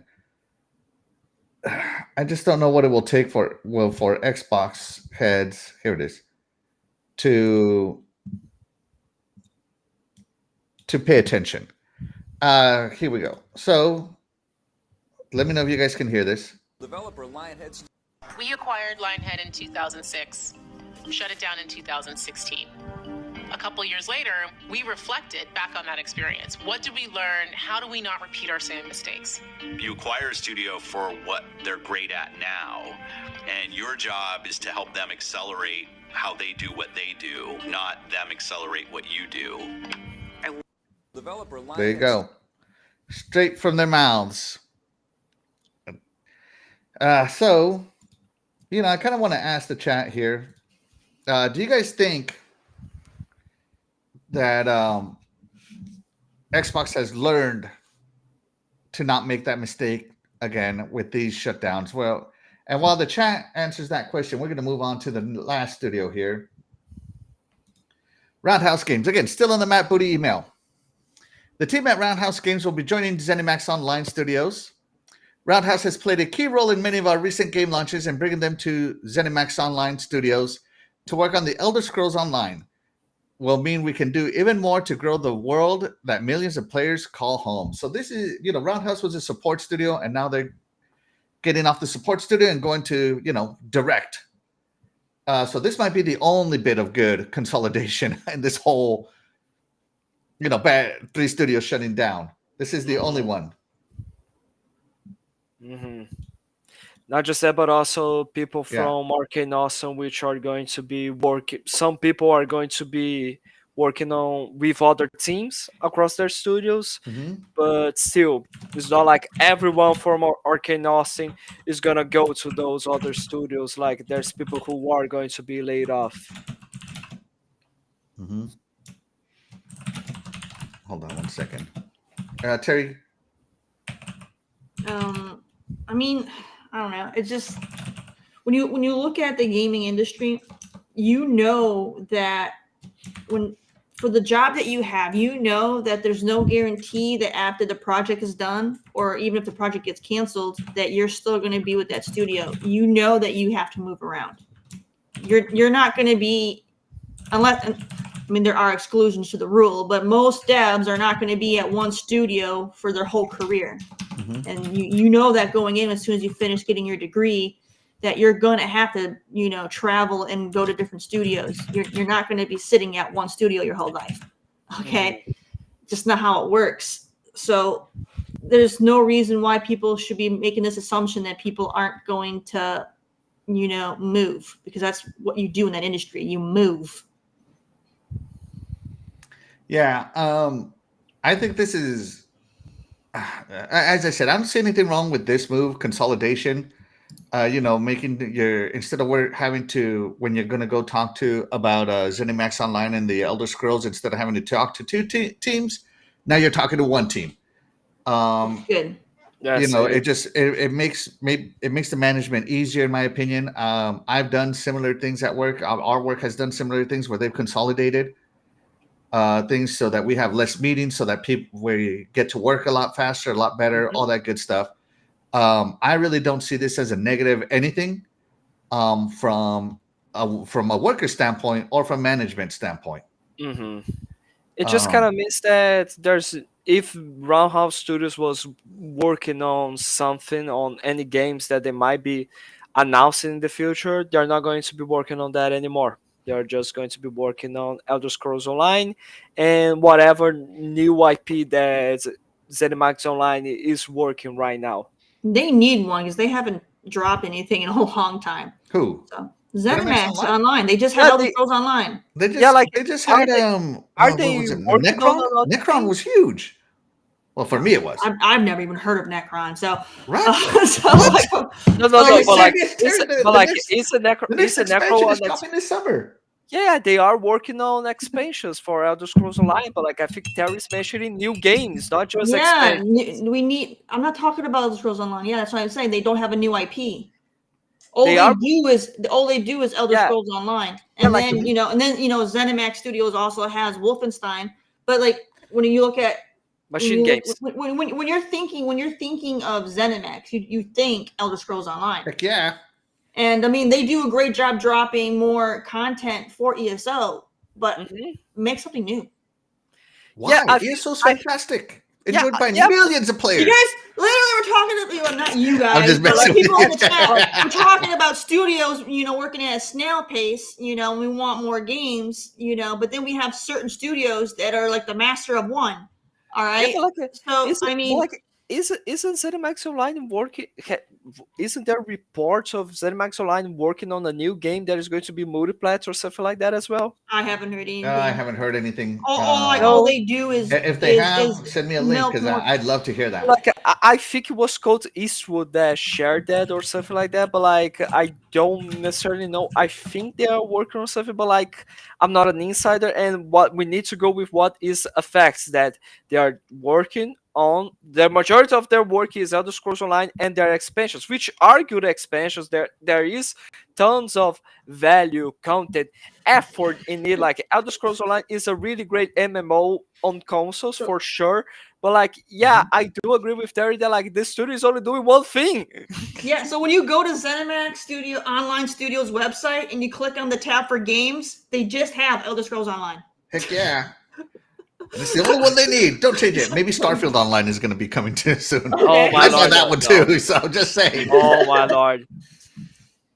Just saying. Okay, Doom Online. but That's it. Look, this is an ESO is announcement they did 3 fantastic. months Okay, ago. when it comes to MMOs, ESO is my favorite. But I would love for them to make something else. I would. You know what? No, ZeniMax. Is the partner like the flagship of Bethesda. Why don't they make like a Fallout Online? They did. It's called Fallout 76. No, No, they not did it. 76, That was but like a good MMO like that could be on par with ESO, not like 76. actual like that wasn't ZeniMax Online. Like ZeniMax Online had some little involvement there, but it was actually like Bethesda Austin that main developed the Fallout 76, and there was involvement of many other studios there, and it was the fiasco that it was on release. It is much better now, but still, it is not a ZeniMax Online game. Right? And by the way, Terry, this is the they just announced this 3 months ago. The Gold Road is the next expansion. I stopped paying attention to ESO. Like, So I I'm just saying. I think the Shivering Isle or whatever it was the last one I paid attention to. No, that was a great expansion too. That was pre-Necron. Yeah, pre-Necron. So you're 3 years back. I know, because like I Yeah. don't have time to play this stuff. So like I stopped paying attention. There's so Yeah, much. I stuff play on to do with PC this game. It's because really great. that's where my friends play. The one thing I would love for them to do is cloud saves on this one and make it cross-play through console and PC. Because I cannot take my Elder Scrolls Online character that I have on PC to console. There's just no way for me to do it. I have to start over on console. And I'm not starting over. Sorry. I got way too much invested in my tank. I transferred my PC I'm the tank of to tanks. Xbox. I mean, I transferred mine from PC to Xbox. That must be something they did new because at the time I don't want to just transfer. I want to be able to swap back and forth. Oh yeah, you can't do that. No, Once you move them, either choose one that's where they platform stay. or the other, and once you transfer, it's permanent. Yeah, they're like because at the time when the game was first coming out, they had it to where when you pre-ordered it, you were going to get it. You could pre-order Xbox's game, but then they ended up delaying it to where only PC came out. Yeah. For a few years, and then so people ended up having to play on PC. So they gave you the option that when Xbox's version came out, you could transfer your PC character to Xbox so you could play where you originally wanted to, so you wanted to start over. So it was a great thing that they did, because that's what I did. I didn't want to have to start over either, so I moved my character over. Ooh, a new mount. Nice. Sorry. Okay. Good to see you're paying attention there, Axel. I am. I'm listening to her. Yes. Yeah, I'm just Yes. kidding. I heard what she was saying about transferring and all that stuff. Yes. Yes. Yes. I did hear it. Yes. Shout out to Stephen Avery. Stephen Avery. I mean, you're not wrong. Whoever said this is not wrong. It seems very correct. He said someone said in another chat, Microsoft bought ZeniMax for the mom, Bethesda. They don't care about the kids. Tango and Arcade. Damn. Yeah, they're just ugly stepchildren. Yeah. Get rid Oh of man, them. the stepchildren kicked out of the mean- house. You can't live under my house. Yeah. Big Daddy Microsoft is saying, "Get out of here. You're 18 years old. You're out." You ain't my kids. Get You're out my of here. kids. You and my kids. Oh my god. Thanks, Stephen Avery. I don't know who said that, but so Yeah. far they're not wrong. They're not wrong. That, like, here's your brother, ID Software, and he's more beautiful than you. All right, so here's the rest of the email. We're not going to read all the rest of the PR crap. This is the last paragraph I'm going to read. With this consolidation of our Bethesda Studios teams,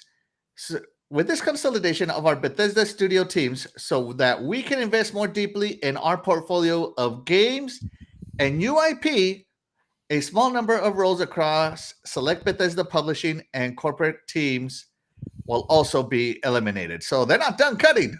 They're not done. Bethesda's still getting cut. Yeah, but I do think that this is a situation just like we saw with that Bethesda Friends thing, which like they are not even developers. It was like 15 people that work tomorrow on marketing and stuff. You know what I mean? So like I think they are talking about those roles when it comes to developers. I think that this is it, maybe. Yeah, I mean I don't know. It's so tough to predict. I don't want to say that. Yeah, you're right. Yeah. Because I actually don't know. Yeah. Me neither. I'm just speculating. Like I Yeah. think it's something like that. I could always be wrong. Of course, I'm not gonna say here that I am the Lord of all truth. Honestly, You know what's going on behind the scenes at Bethesda. Tell us. Leak it. of course I have. So basically, everything that is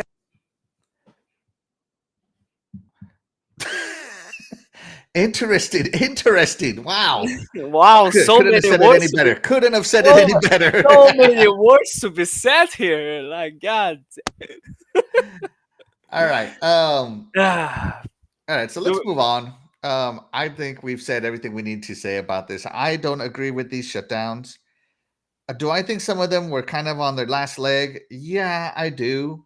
Do I think some of them deserve more a second chance? Absolutely. I feel, and do I think it's a travesty what happened to Tango GameWorks? I think it is. I Just I saying, do. Ark and Austin, like I said, I feel that Redfall was their downfall because if you're unhappy with your project, you're going to complain. Mhm. And managers, instead of dealing with the complaint, especially spreadsheet managers, instead of dealing with the complaints, they're just going to get rid of it. Yeah, Um, like I Just saying. yeah, like I do agree for sure that like I care about all of these studios in terms of like it sucks to see more layoffs after Xbox announced this year that 1900 people were going to be laid off Yeah. as And now well. more people are laid off, and And they're now still going to lay off more even more right here. Yeah, and more people are going to be laid off, like more laid off, and more are going to be laid off as well. But like I do care in that term, but I do can understand in terms of like Alpha Dog games because like even though I really enjoy Mighty Doom, I do have a tons of hours. I'm not gonna be uninstalling my Mighty Doom here. I'm going to enjoy it until I see its sunset. And Mhm. like I do understand as well in terms of like Roundhouse Studios to be now ZeniMax Online. I Mhm. kind of can understand in terms of Arcane Austin, but Tango is the one that like I think that Yeah. try to then I don't know, like I do agree with I do understand everything that Terry said about rhythm games. I do understand everything about that what people in chat were saying, like that awards do not pay the bills. I do understand that, but if you made the promise of when times are hard, we are going to stick by you, why didn't you just stick by them? Oh, and somebody had something to say about just that. Great segue into this next segment, right? There we So, go. Dinga Bakaba, who is the co-chief I believe he is, of Arcane Leon, who made Deathloop and who is making Blade, had this to say when he heard about the layoffs. This is absolutely terrible. Permission to be human. To any executive reading this, friendly reminder that video games are an entertainment slash cultural industry, and your business as a corporation is to take care of your artists slash entertainers and help them create value for you. Hard facts. He said, don't throw us into gold fever gambits. Don't use us as strawmen for miscalculation slash blind spots. And don't make our work environments Darwinist jungles where only the strong survive, right?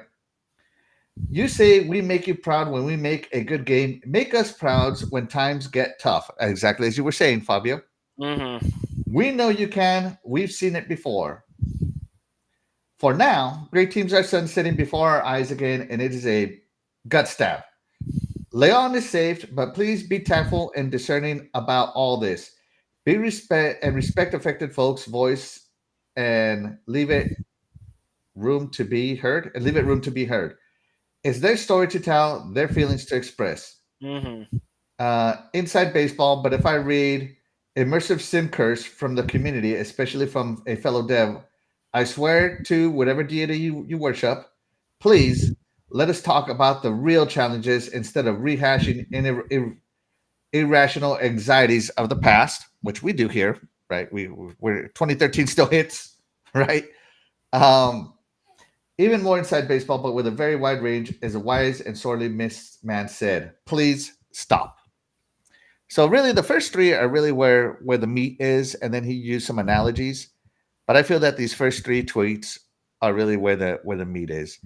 I have long stated, Terry, and you can testify to this, that gaming is the best art form man has ever created. And it's unfortunate in art that artists don't become famous until they're basically dead, right? So now Tango Gameworks is dead. So maybe now Hi-Fi Rush will become famous, you know? And that's just the curse of art. It always goes underappreciated. But this guy makes a good point saying that, you know, we're artists first and foremost, and you have to help us create value for you. Don't throw us into fever gambits or use us as strongmen for like, oh man, it was a mistake, blah, blah, blah. And don't make our work environments, man, you're only going to survive if this is going to be a hit. We won't shut you down if this is going to sell 20 million units. You know, I feel that he's right. He was absolutely right. I mean, he was very brave by doing that. Oh man, poor guy. He's, you know, I've heard the way promotions work at Microsoft. This guy's never getting another promotion ever. Like I really hope that Dinga Bakaba continues to work on Arcane Leon the way he does, and that Microsoft like at least allows him to express his frustrations, because of course he is human. He's not a corporate robot that is going to like he's seen like his colleagues, he's seen some friends, he's seen brother and sister studios that are being shut down, and people who he probably had friendships or like many connections to simply leave, especially when it comes to Arcane Austin, which is like a direct portion of Arcane Studios overall. Like, imagine how he might be feeling like this, especially because like I think Diga Bakaba he was like saying as well that Microsoft was such a good thing for ZeniMax or something like that. I believe he was saying something like that as well, and especially how excited he was when he was making that video from the Xbox Bethesda acquisition roundtable, saying how excited he was to meet Phil Spencer, how he is happy that the acquisition happened and that stuff. And now, of course, he's going to be frustrated. And like, let's just hope that nothing happens to him and he continues to be working on Blade as he showed so much excited for before. And like the bad thing the worst part in my opinion of this announcement is how are the other Xbox studios going to be working? How is their morale right now after what happened? I've only read reports from other websites saying that morale is really low now. Hmm. That everybody's just afraid of losing their job now. Yeah, That's what I've read, right? They're saying that morale is low. So yeah. Shout out to my beautiful wife. She says he is human. He has a right to say how he feels. Absolutely. facts. Absolutely. Yeah. Not we are not. Um, If and there's he said it something that very we are, tactfully. He didn't throw anybody under the bus. yeah, he's not saying that Phil Spencer is this or Matt Booty is that. He's Mhm. literally talking about corporations in general. Of course, he is going to be referring to Xbox and Microsoft because duh, let's be honest here. But Mhm. like he has the right to show that those frustrations towards the colleagues that he just lost because of stupid decisions. Mhm. I mean, he has the right to say how he feels, but at the same time, he's asking for a utopia that doesn't exist. He chose to be part of a corporation and not stay independent. You I you're think he's asking everything of them, but he's not saying anything that he's going to do in return. So it's all we want, we want, we want. But what are we doing for you to earn that? He hasn't given anything back in his statement. He's just talking about everything that he wants. So he's asking for the sun and moon, but he hasn't said anything about to give back to why they should do this. He says, you should be there for us in the tough times. Yeah, sure, but how long do we have to sit on this sinking ship Yeah. before you Well, you do something great? is it sinking? So I disagree. I disagree. is it sinking? Yeah, that's my whole point. Like, We don't know that, but they 'cause- know that. But still, but Do they know it? in his open statement about you got to be there for us in tough times, yes, but like again, if you're a sinking ship, how long do we got to be there? Because a tough time, you're sinking. You have an opportunity to to try not to use Navy terms because people will get lost. But like you Flip can it. you have an opportunity to basically to pump the water out and save the ship. But how long are you gonna stay there? Before you be like, okay, the water is now up to here. It's time to abandon ship. Like you need to go down with it like the Titanic.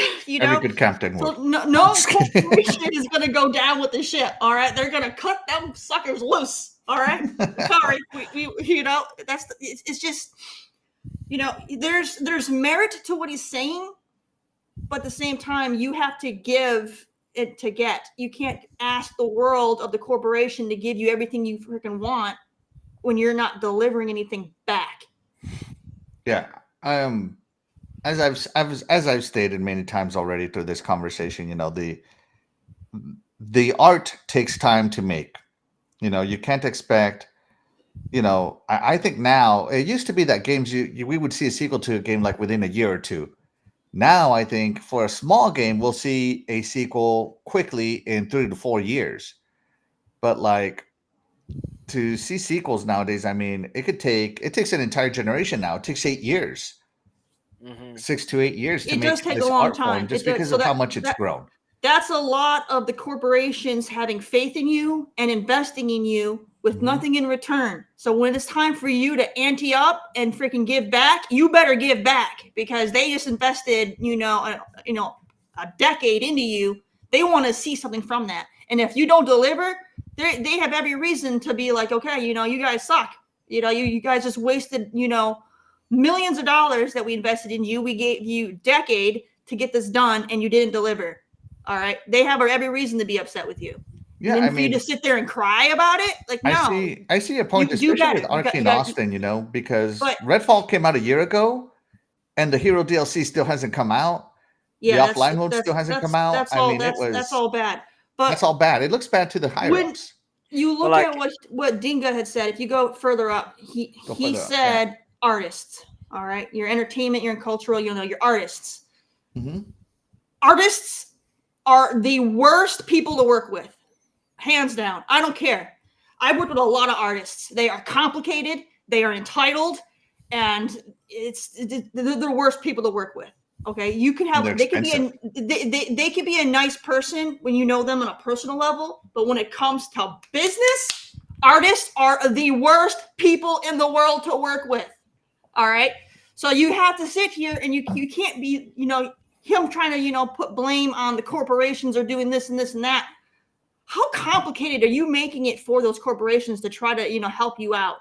Because I've worked with artists, and I know that any corporation could potentially be bending themselves backwards to help these artists thrive, and those artists literally could just be absolutely difficult and making it harder to actually do that, and then they end up delivering subpar results because of how difficult they are to work with. So I'm sorry, but it's hard for me to have sympathy when it comes to the entertainment art industry because I know artists and most of them suck. So now they kind of do this to themselves. There's a reason why we have that long-term statement of starving artists. It's because artists are so entitled that they will choose to basically starve than do what's right to survive in the business. How many artists have I had to work with sorry, my cat is crying. How many artists have I had to work with where I offered them money, tangible money to produce something for me, and then they're like, no, we don't want to make that because we don't want to give up our rights and ownership to our creations or this or that. Like, you are in a business. You have to make stuff for people, not make stuff for you. You got to make stuff for people. Stop being difficult. Stop being sentimental about your stuff. You are an artist. You got to make money. You're gonna fail, and you got to stop asking the world of everybody to give to you when you give zero back other than headache. All you give back is headache. Artists are the worst. I can't stand them. We need them, but I can't freaking stand them. And you wonder, and I'm sorry, I'm going to go on a rant, but then you wonder why AI is taking over? Look, why am I going to go and give thousands of dollars to an artist and have to sit by for months and months and months to get something back when I can go to AI and I can get the exact same result within 10 seconds? And then I can go on Photoshop and I can correct the mistakes it made, boom, like that. That's why AI is going to succeed and artists are going to continue to fail, because artists are difficult and you've done it to yourselves. So, this is what you get. You reap what you sow, man. Damn. I mean, you reap what you sow.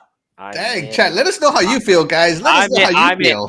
I felt some personal level going on there. Like, this is. I think that at the end of the day, this wasn't about the Dingabakaba Twitter whatsoever, but just a personal experience. Goddamn. And you know what, By Jerry? the way, if you see all the guitars back here, Fabio's an artist. Screw you. You've never written a good song, Fabio. No, I'm just kidding. I'm just messing with you. Anyone that has guitars and are artists now. So I'm sorry, but whenever I see an artist on here crying about this, I'm just hearing a violin. Like, yeah, I'm sure you made it all so perfect for those guys to help you out. Nah, get out of here, because I know what's going on in the background. You're probably being we're working on it months and months later. Yeah, I know you paid for this, but we're still working on it months and months later. Yeah, get out of here with your nonsense. Okay, you suck. I'm gonna go elsewhere with my business. All right. Gonna go to AI, baby. Exactly. Let me check in with the chat real quick before it escapes us again, guys. Let's see. RWK88 says, "Good morning, y'all. What's going on, RWK88? Thank you so much for being here. You are the real MVP." Fastback says, "His opinion does not speak for everyone that works at Xbox." Of course not. Of course not. But he is human, and the folks and he's going to be talking about it. And you got my wife on your side. She says artists have no contribution. Artists, man. Fastback says, "Wait till you meet an engineer, coolcatterri." Yeah. Oh man. Yeah. Oh man. Let's see. My wife's still agreeing with coolcatterri.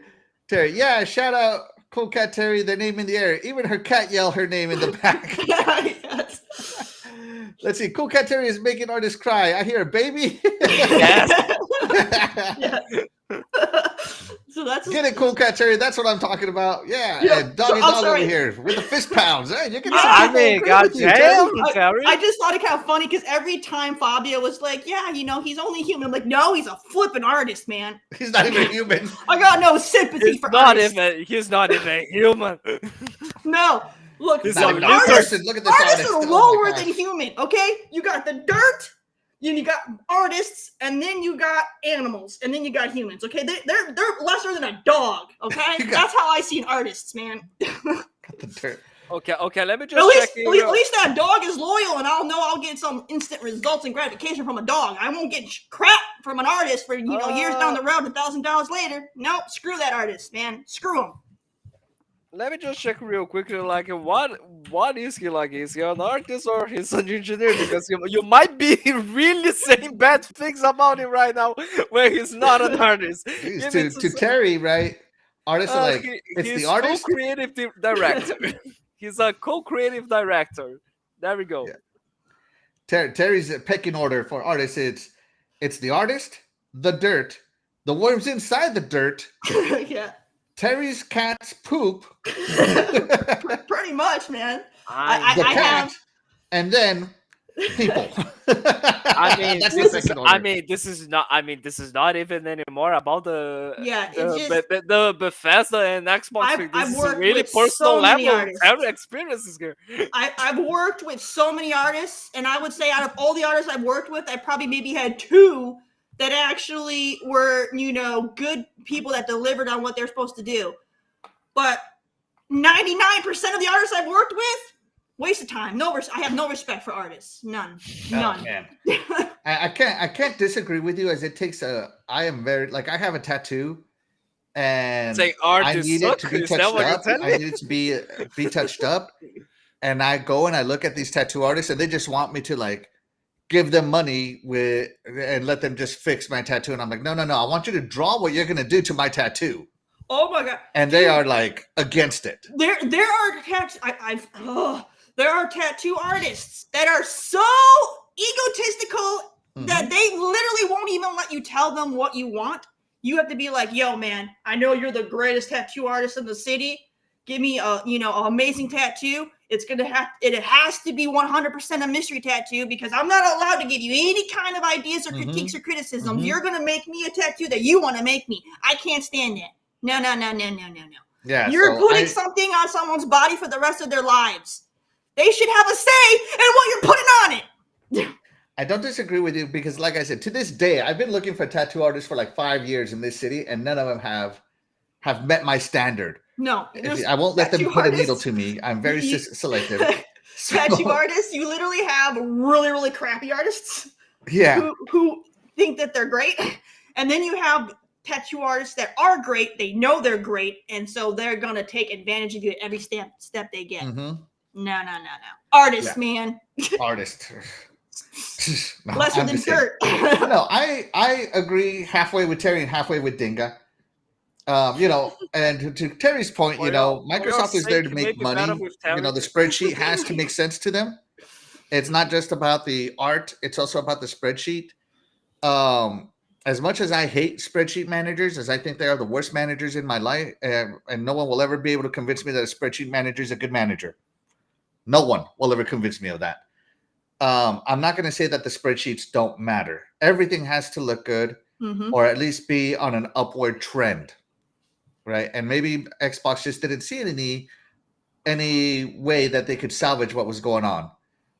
But yeah, again, you do have to treat these artists a little different. But I do feel that games are taking way too long to make. They need to be out a little faster, and that invention of AI is probably going to hopefully do that. Let's see. I'm going to end the poll. Terry, how does the chat feel about the poll? They say, has Xbox learned lessons with these shutdowns? 50% no. This is a mistake. And then you got even split, 25% yes, they have, and 25% say they have no opinion. And now, can we make another poll asking chat, does artists suck? Let's see. My wife says, I agree. Artists is stubborn, and they think they are a very, very important person. Yes. Not just VIP, man. Very, very. Yeah. Artists, man. We do understand what Dingabakaba is saying here, but for our long-term health, we need to just agree with Terry. Otherwise, we are really screwed up here. Terry is really scary. Goddamn. Jesus Christ! Yeah, I'm you not get even Terry a fired up, narcissist, and man. I She will felt go. She that. will go. I love it when Terry gets fired up, though. It's my favorite parts. You Look, a should have lot of more. my friends are artists, man. But trust me, man. You hate them. You just hate all of I your like them friends. as people, No. but when it comes to you're paying them for a product, man, I can't stand artists. I don't want to work with artists ever, never, no. I love my friends, but I wish the death of each is. And All right, guys. The poll from Fabio is in the chat. Do artists suck to work with? Fabio, what do you think? Do they suck to work with? As an artist yourself, as a musical artist yourself, do you suck to work with? please put another option here. Just say I'm just scared of Terry. Just put something. How like good that. is your And I'll camera, vote Scared that. of Terry. Just put that, and I will be voting on that option. Okay, I'm just scared of Unfortunately, I Terry. can't add an option once it's in there. You have to make a decision. Well, that'll be a next poll. For So funsies. I've had good and bad luck with artists. I feel like artists is really like a toss-up.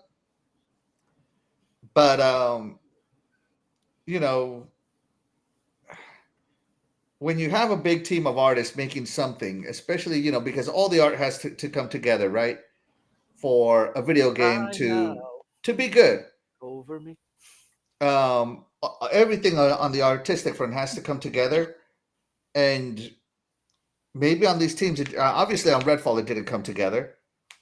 Obviously on Hi-Fi Rush, it did. So where was I really just want to know what the decision was to end that. But before we get into that decision, Artists, guys. man.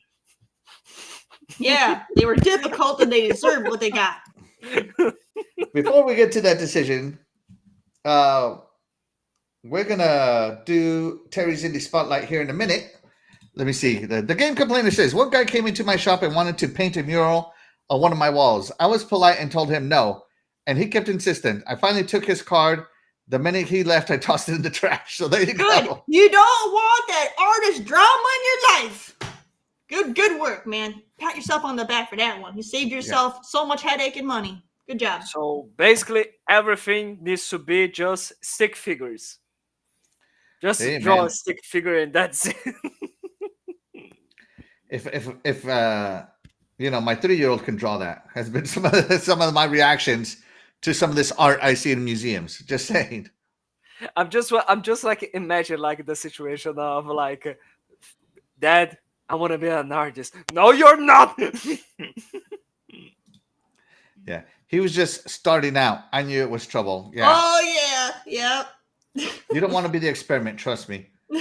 Terry, how do they feel about artists? All right. Do artists suck to work with? 50%. Yes, they're terrible. And an even split. 25. No, they're awesome. And 25. I don't know any artists. There you go. And so now everybody's all over the place. And now just but with that being said, guys, overall on this topic, does anybody have any closing thoughts on this whole? What did I call it? I think I called it the fire. Doom or something like that. Feeling the burn. Feeling the burn. Feeling the burn. Feeling the burn.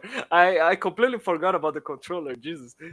Yeah, but how can you forget about feeling the burn, baby? I don't know. Like Terry is feeling the burn right now. Like when it comes to artists, goddamn. Artists get under my skin, man. I mean, when you're talking about artists and when you're talking about rhythm games, Terry is like Jesus Christ. Yeah. If it's artistic, Terry don't want to hear about it. I mean, anger from inside out, that's Terry right now. Like her head is on fire. As someone who has put an attempt to making a game, and I have to, outsource to artists because I can't do everything by myself. I wish I was that talented, but I'm not that talented. Let me tell you, a lot of my development has been put on hold because of flipping artists. So screw them. Fudging. There you go. So, feeling the burn. Any closing thoughts on feeling the burn, Terry? Do you feel the burn today? Yes. I'm feeling the burn. No. Okay, so as a consumer, not about are you feeling the burn with these shutdowns on the Xbox brand? No, man. We've talked about, the layoffs. We've talked about layoffs. Like every year, layoffs are a huge thing. Yes. every year layoffs hit the gaming industry hard, Mhm. and there are studios that get shut down. So I feel like, it's unfortunate, but that's just the way the industry works. Okay, and Yes. I don't like that people are putting blame on Xbox for having to shut down studios, because, like, unfortunately, everybody has to. And yeah, if we lived in this utopia that Dingo wants, yeah, all these, developers and studios would always have employment, and even if they make, games that don't sell, we would still keep throwing all our money at them anyway. But that doesn't work. Okay, so people are going to, students are going to get shut down. People are going to get laid off. It's inevitable. So I don't like blaming Xbox, Hmm. because I feel like they didn't just do it lightly. They had, I'm sure they had multiple meetings about what to do. It Mhm. wasn't like, one guy just like decided, today I want to go and I'm gonna shut down the studio and no one's gonna change my mind. No, that's not usually how that works. Okay, so Today By I the way, want to guys, feel there's a the fun. lightning storm here in Texas, and Texas doesn't have the most reliable energy grid. So if I disconnect suddenly, just yeah. you're gonna have to take it. I won't even be able to end the stream. Is the sad part. So Look, you guys just keep going with it, okay? Okay, Look, so we are going to everything's be here bigger in forever? Texas except for their power grid. They care about their oil, not their electricity. It's Oh terrible. my It's God, terrible. fastback. For how much we pay for power here, we'd have a better power grid. Oh my Mhm. God, like Fastback just had some fantastic. Terry just tore off Van Gogh's other ear. Yeah, the heck with Van Gogh.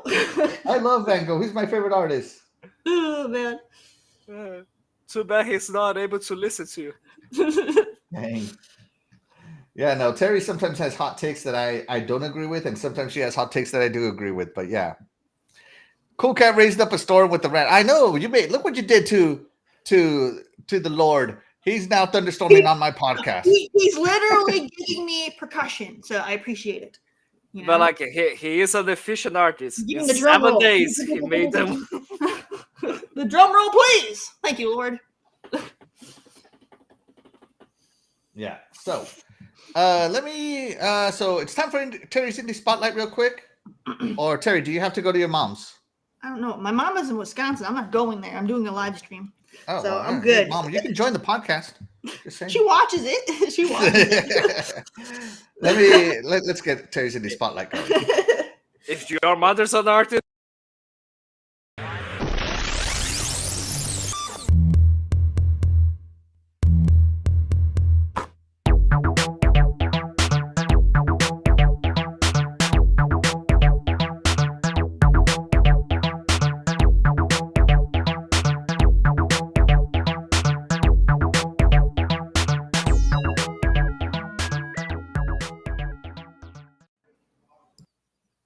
All right, everybody, we are back with my indie spotlight. And now that I've gotten myself all heated, we're going to do something a little bit more chill, because the game I have is actually more of a relaxing game. So that'll be good. We can all calm down. All right, so let's go ahead and check out this week's spotlight, Woven. Peggy 7.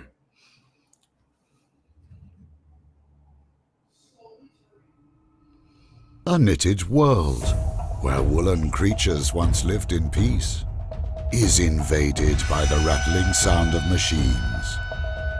Metal insects roam the land. Unravel their plans by all means. Meet Stuffy, a well-meaning but rather clumsy creature, all alone. Join with Glitch, a metal firefly without a past, having lost all he has ever known. Join the journey of this unlikely pair. Search for secrets that are hidden everywhere. Change Stuffy's shape as challenges are found. See the past unraveled while dangers are around. Woven. An epic tale awaits you. On Steam, PlayStation 4, Xbox One, and Switch. All right, you guys. Woven. So this is your 3D adventure style game.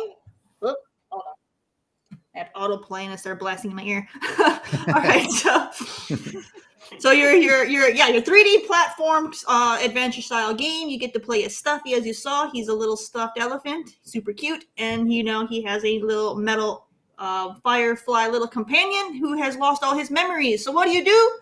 You try to help him find his memories. So the whole game is you trying to help find his memories and learn about his past. So you gotta solve puzzles. Stuffy gets to actually change his shape into other stuffed animals, whether you turn into a rabbit or a flamingo or whatever. You will learn different shapes so you can solve different puzzles, and you'll get different abilities for that. So he's an elephant, so his legs might be strong, and then eventually you can become a rabbit, so that way you can jump really far. So, you want to try to collect the different shapes so that way you can do more puzzles and find out more about the past. All right, it's a good time. It's a $20 game that's available on all platforms. So yeah, it's there's no combat. It's just a chill little 3D adventure game. Go around and explore and solve puzzles and just kind of hang out and enjoy the cuteness. All right, great game for kids. So if you have really, really young kids, it'll be a great game for them to check out as well to get them into gaming. And you get about 6 to 7 hours of gameplay out of this one. So have some fun. All right. Another fantastic indie spotlight by coolcatterri. A very artistic game, I might say. Very artistic game. Done by an artist. All right. So,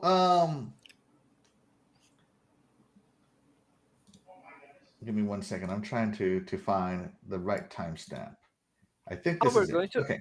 So if you guys don't know, Sarah Bond did an interview with Bloomberg Tech.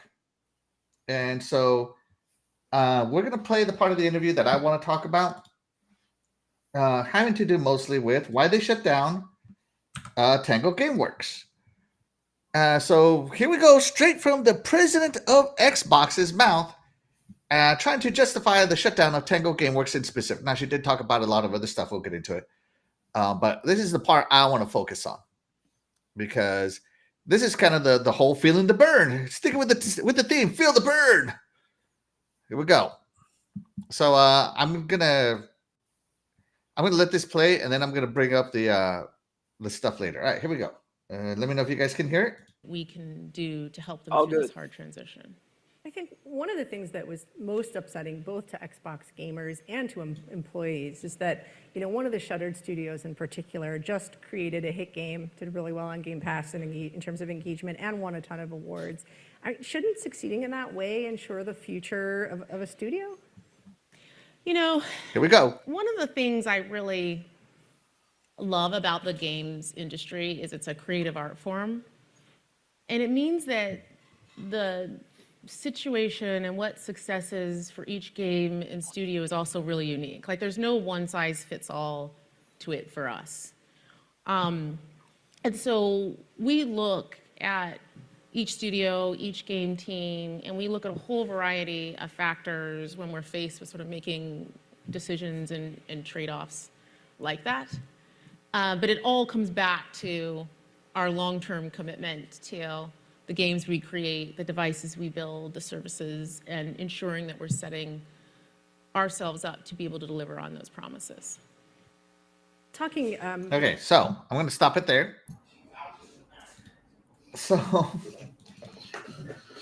did she answer the question properly? Did she do what she was asked to do? Do you find it acceptable? And to help us decide that, I went ahead and did a transcript of this entire thing, because I'm like, maybe I'm missing something. So I wanted to make sure that I'm not missing something. So here we go. Oh, I got it. You gotta watch for the facial expressions. Oh, I got it. So I'm gonna share my window here. I grabbed the transcript. This was Sarah's answer to the question. What's causing the issue? How does Xbox has been raising kind of the alarm? Video game industry growing, reverse. This is the first question. Yeah. So let's go down. Trends, regime Microsoft can make exclusive games. We'll go on with that. All right, here we go. The question was, one of the things that was most upsetting about both to Xbox gamers and to employees is that, one of the Shuttered studios in particular just created a hit game, did really well on Game Pass, their service that they want you to subscribe to, by the way. And in terms of engagement, did well in Game Pass in terms of engagement and won a ton of awards. Shouldn't succeeding in that way and ensure the future of a studio. Sorry, guys, I was typing fast. That should say ensure. My bad. All right, here we go. So Sarah said, one of the things I really love about the game industry is that it's a creative art form. Artist. Terry, your favorite one. Artist. Dude, if you look at her facial expression when she says that, you could tell she's got disdain for those artists, man. She grimaced when she had to say creative. She didn't say the word love with love.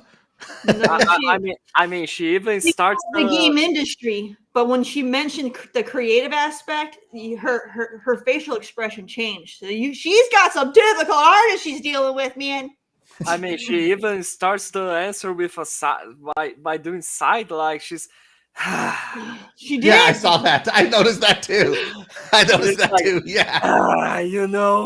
Artists really suck, like, man. I can't tell you about how much this artist A, B, and C really get under my skin, and I want to backhand every single one of them every day. I can't say that. Let's see. And it means that the situation and what success means for each game studio is also really unique. There is no one size fits all to it for us. All right, so success for each studio is different. Okay. And so we look at each studio, each game team, and we look at a whole variety of factors. What those are, she didn't say. When we're faced with sort of making decisions and trade-offs like that. But it comes back to our long-term commitment to the games, recreate the device. I must misspell. Recreate the devices, rebuild the services, and ensuring that we're setting ourselves up to be able to deliver on those promises. But she didn't say which promises. So let me go back because I obviously must have typed in the wrong words here. Sorry, guys. This was like 11 p.m. when I was doing this. I was half asleep. Okay, so go a little bit to the beginning again, real quickly.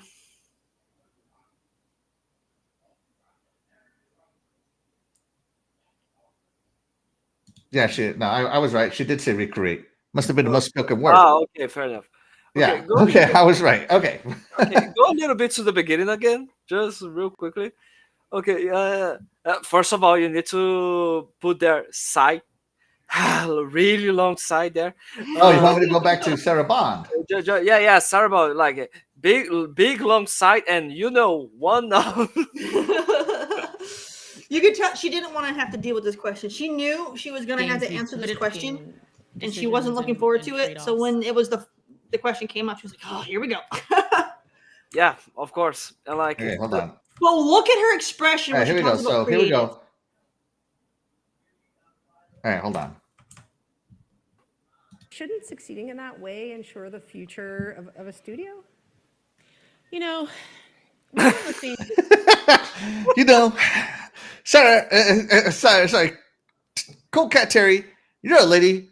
When you answer a question, what does that mean? Translate this feminine language for us, men. It means you're bothering me. But watch her expression. So she has like a pretty good, she's still in a good mood. But the moment she starts talking about creative, like her face expression immediately changes very, very quickly. All right, and I put the subtitles on so I can turn the volume off, guys. Just because I don't want to get overly copyrighted by Bloomberg Tech. Just saying. Things I really love about the games industry is it's a creative art form. And it means that It's a creative art form. She rolled her eyes. She had like a sad face, man. Like look, like she just looks so unimpressed. The moment she's like, she has to talk about the creative side. She's like, those mother effers, man. Those stupid artists, man. Mm-hmm. Yeah, she gave them the side eye. Like it's a creative art form side eye. I mean, honestly, Oh, no. games I industry mean- is it's a creative art form. And it means that I'm telling you. Okay, here's the thing. I think that this podcast now is Good Morning episode. Instead of feeling the Xbox burn, it needs to be feeling the artist. This is the artist's fault, man. She can't say it because she has to have good PR, but you could tell it in her face. She's thinking about, John and Peter and Sally, man, you mother effers. This is your fault. Now I'm here having to talk to this lady, and I can't tell her about how much you guys freaking want. I want to beat them up every day, and I can't. She's had it. She's had enough. My lord. All right, so hold on. All right. Let's check in with the chat.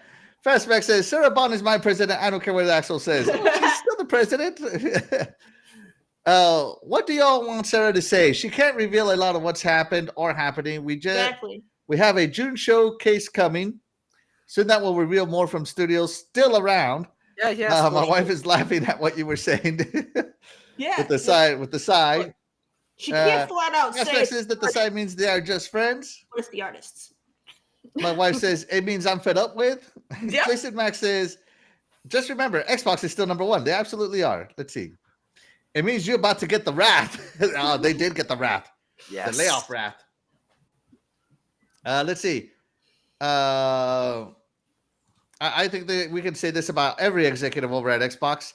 Sarah is tired of these dumb media and fanboys cry. Yeah. Agreed.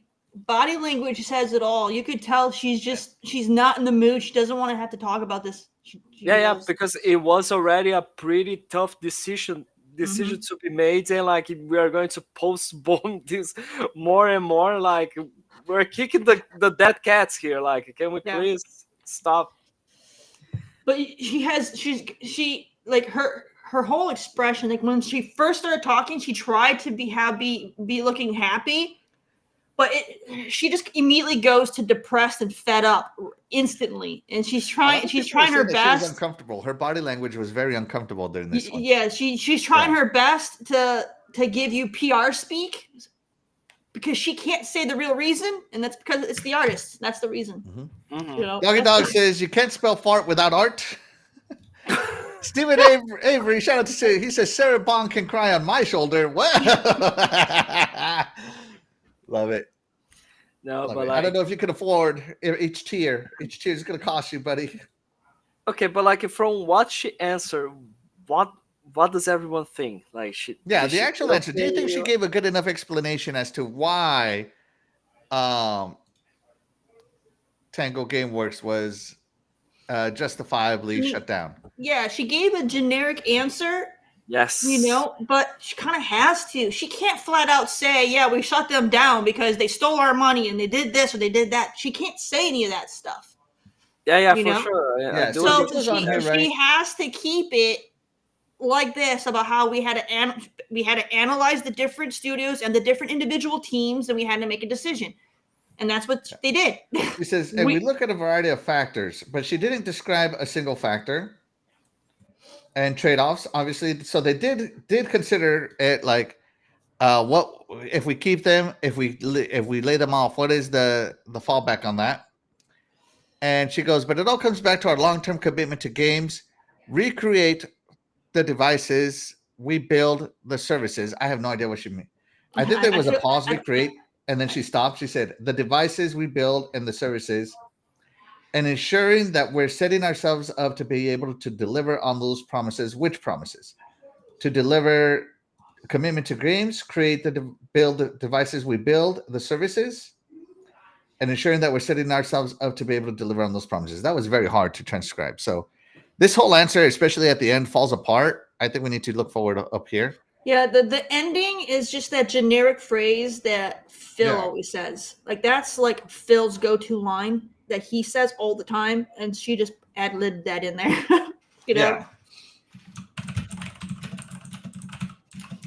Yeah. Shout out to the game complainers. He said Picard would have explained everything, Axel. Yeah, I'm sure he would have. He's the worst captain ever. He blew up how many enterprises? Like 10 of them? Yeah, great captain.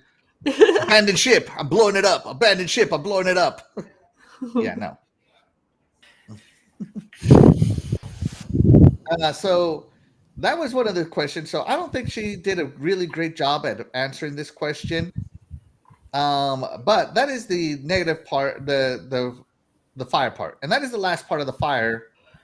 The my whole theme here of feel the burn for it was I don't think we got a good explanation. I don't know if we're ever going to get a good explanation. All we can do is kind of give it a couple of years and see if it was the right decision. So yeah. And like honestly, like the overall feeling that I getting when it comes to like Xbox doing all these tough decisions, because I do get what Terry's saying. I do get what like a lot of people in the chat are saying, which is like Xbox needs to address big issues that are happening right now, and because and for their survivability, considering how tough the gaming industry it is, and that the industry hasn't grown. Like I do can understand that, and but I'm kind of starting to like, if a way for them to make those studios, make those teams that we love, we know and love, to continue to survive, I'm starting to be more and more okay to have more and more games to become multiplats and fewer exclusives, if that's something that they have to do, honestly. Because if we, and I don't know, like this is just such a this is kind of a thought that I'm starting to have, because like what is guaranteeing now that these studios are going to continue to be alive? They need to make a good game, but it needs to sell a lot. And does Game Pass is helping in that? Like, because there were rumors say, like, let's not just discuss about rumors, of course, or like in depth, but there were rumors of people saying like Microsoft is debating if Call of Duty is going to be day one on Game Pass, and Sarabon here says that the whole slate is going to be on Game Yeah. Pass. So I it wanted to kind of talk makes, about that next, so I'm glad you brought like, it up.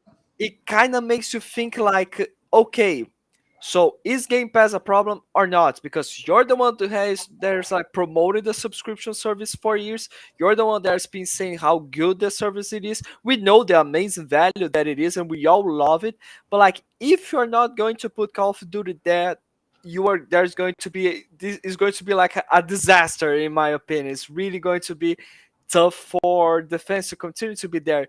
And like, I do understand that we need to do these tough decisions in order to keep the Xbox vision, but nowadays I need to be honest, I am still confused in what is actually their vision, because previously of the Activision Blizzard deal, there was a vision. Then we had the change of making some games multi-platform, and now what is the vision that is going on right now because of these layoffs and because of the studios being shut down? Like, and because of that, the morale there might be really in a pretty bad shape. I'm not gonna say that Xbox is dying. I'm not gonna say that the console will die. I don't think so. And of course, I'm not going to be jumping ship. I am still an Xbox player above all else. Like, I don't play on other consoles, I don't play on PC. I am just an Xbox player, and Xbox makes me feel home when I am playing with my friends, when I'm playing their games, their classic games like Gears, Forza, Halo, Fable, even Sea of Thieves. I have a feeling that like it is unlike any other in the game, in when it comes to gaming. But I need to say, like, it is, their messaging is quite confusing. Their messaging that they're trying to put in here is quite confusing, honestly. Yeah, I'm not going to disagree with anything you said. And I've long said this: Xbox changes directions every quarter, and when you have a game come out every when you when you're under a giant corporation like Microsoft that has to show growth every quarter, and Phil Spencer talked about this. You have to show growth every quarter. How do you achieve it? What do you do? And this could be very much part of that, showing growth for the next quarter and growth for the quarter after that, so forth and so on, right? And I think everybody already pointed out on the quarterly report, Xbox would have only been up 1% if it wasn't for ABK. If ABK wasn't a thing, Xbox would have only been up 1%. So that tells them that they're burning more money than they're making, or they're not growing fast enough. So the tough decisions have to be made. I'm not justifying the decisions, right? As I think, I'm very much against the Tango Gameworks decision. But, it's at the same time, Xbox really, some of the things that matter to us is still there. Like when she was asked, let me see, she said somewhere there, and I'm going to say quote here. They asked her how do you want to reassure gamers to your brand, and Sarah talks about the hardware and Game Pass. She says, we know our core users love Game Pass. Game Pass is a gaming subscription. You get a whole portfolio of games, but more importantly, you get every single one of our games that we build day one in Game Pass, and the quality and breadth of those games has only been going up over time, which is true. And you're going to see some more really big games going into Game Pass later this year. And Dina interrupts her and says, from Activision's portfolio. And Sarah answered, across the whole slate, you're going to see some really amazing things. And keeping that is something that is really special for Xbox players is central for us. So keeping that day and date to Xbox players is central to them. So for those of us who are Game Pass subscribers who we've long touted it as the best deal in gaming. Look at everything you get, and you get day one releases. No other service gives you day one releases other than maybe GameFly, but GameFly is way more expensive than Game Pass unless you have to wait, right? So it's for those of us that where Game Pass is important, you're still doing that. They're still doing their commitment to cross-play, to cross-progression. Things of that nature. They're still invested into cloud gaming. They say that cloud has grown faster than they've been able to grow it, so they're going to invest more into cloud. I don't know how big cloud is in Brazil, Fabio, but I can tell you right now that in Mexico, when I visited, everybody was playing on their phones. Period. Nobody had a console. Like having a console is like incredibly rare in Mexico, and I don't know if it's the same way in Brazil. No, like there's still tons of people here who plays on console yet. It's still, but like there's a nice number of people that when it comes to like what they are playing from Xbox, they are either playing on PC and they are playing on their phones through clouds. The only thing is that you need to wait for a line so you can start playing, because there's so many users using at the same time that they have to wait a little bit. Yeah, I agree with that too. Sometimes even here, it happens. Yeah. So that was another point. So, Terry, are you cool with that? I mean, do you think that is central to Xbox gamers, the day one releases for Game Pass? Yeah, I mean that's the selling point of Game Pass. Yes, Which is what they want you to subscribe to.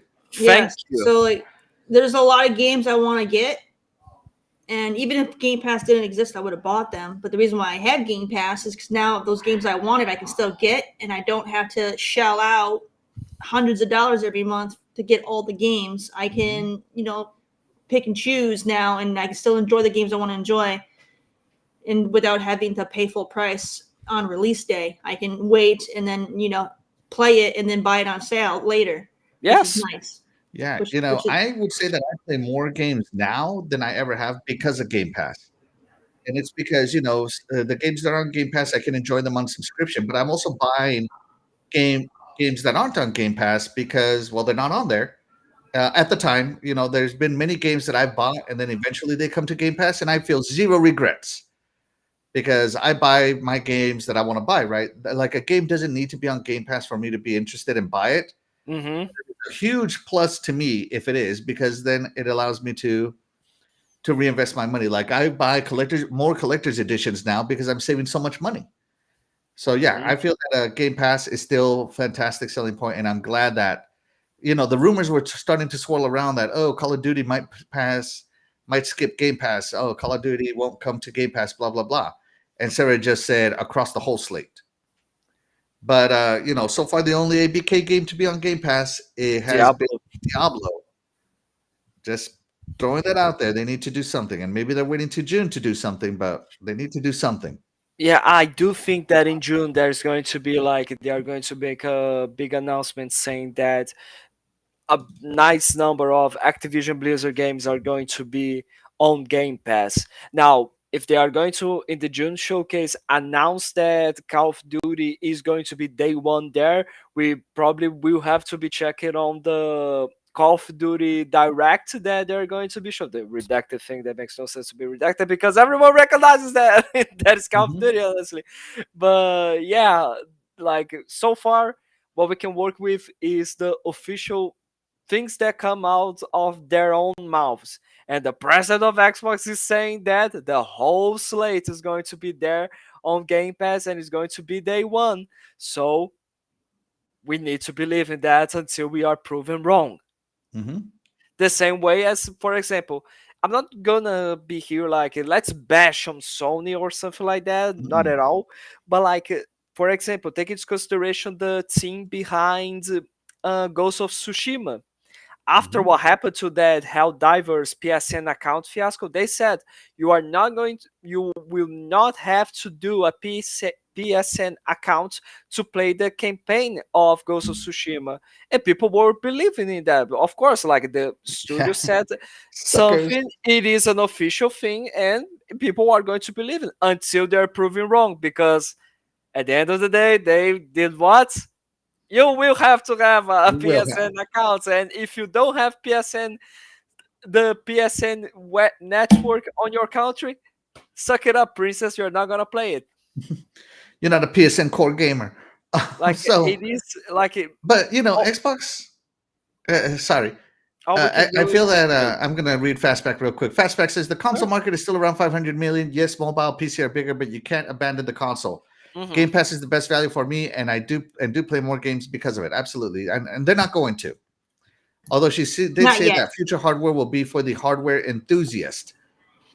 So maybe they're not going to do 2 SKUs for the next hardware.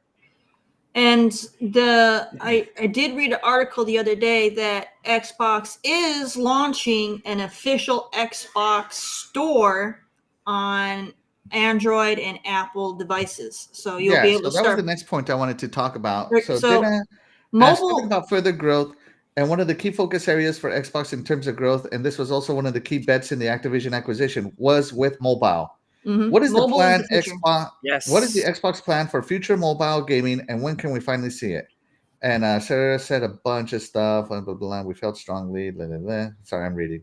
2 billion. She said, out of the 3 billion gamers in the world, 2 billion of them play on mobile, and half of those actually play on mobile, and they play on another device. Okay, so that's great. So, but there isn't actually a gaming platform in-store experience that is centered around players and goes truly across. I lost my point. A gaming platform that's centered around players that goes truly across device where you are, your library, your identity, your rewards, that it travels with you versus being locked to a single ecosystem. And we recognize that the opportunity for a long time, but we wanted to make sure that anything we built was really grounded in people who play those mobile native games and the creators for them. And so being joined with the team has a real deep expertise in blah, blah, blah, blah, blah. Here we go. And so in July, we are going to be launching our mobile store experience. We're going to start actually by bringing our own first-party portfolio to that. So you're going to see games like Candy Crush show up, and that experience games like Minecraft. And then we're going to extend that capacity to partners so that they can also take advantage of it and have a true cross-platform gaming-centric mobile experience. We're going to start on the web, and we're going to do that because that really allows us to have it be an experience that's accessible across all devices, all countries. That's right, PSN, suck it. All countries, no matter what, independent of the policies of, closed ecosystem stores. Jab at Sony right there. So Xbox is about to try to reach everybody with a mobile web accessible store on your phone. How it's going to work, I'm very interested in. But if it's another way for me to put, if it's a way for me to put native Xbox games on this, I'm going to.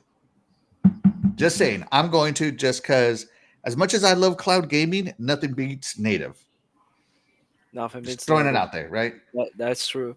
But I honestly like I'll continue to be the guy who is going to much more prefer to have the console experience, even though it is quite limited in comparison to cloud or PC. I do know that sure PC and cloud are bigger than console, of course, but I am still going to be a console only player because that's the experience that I have the most fun with.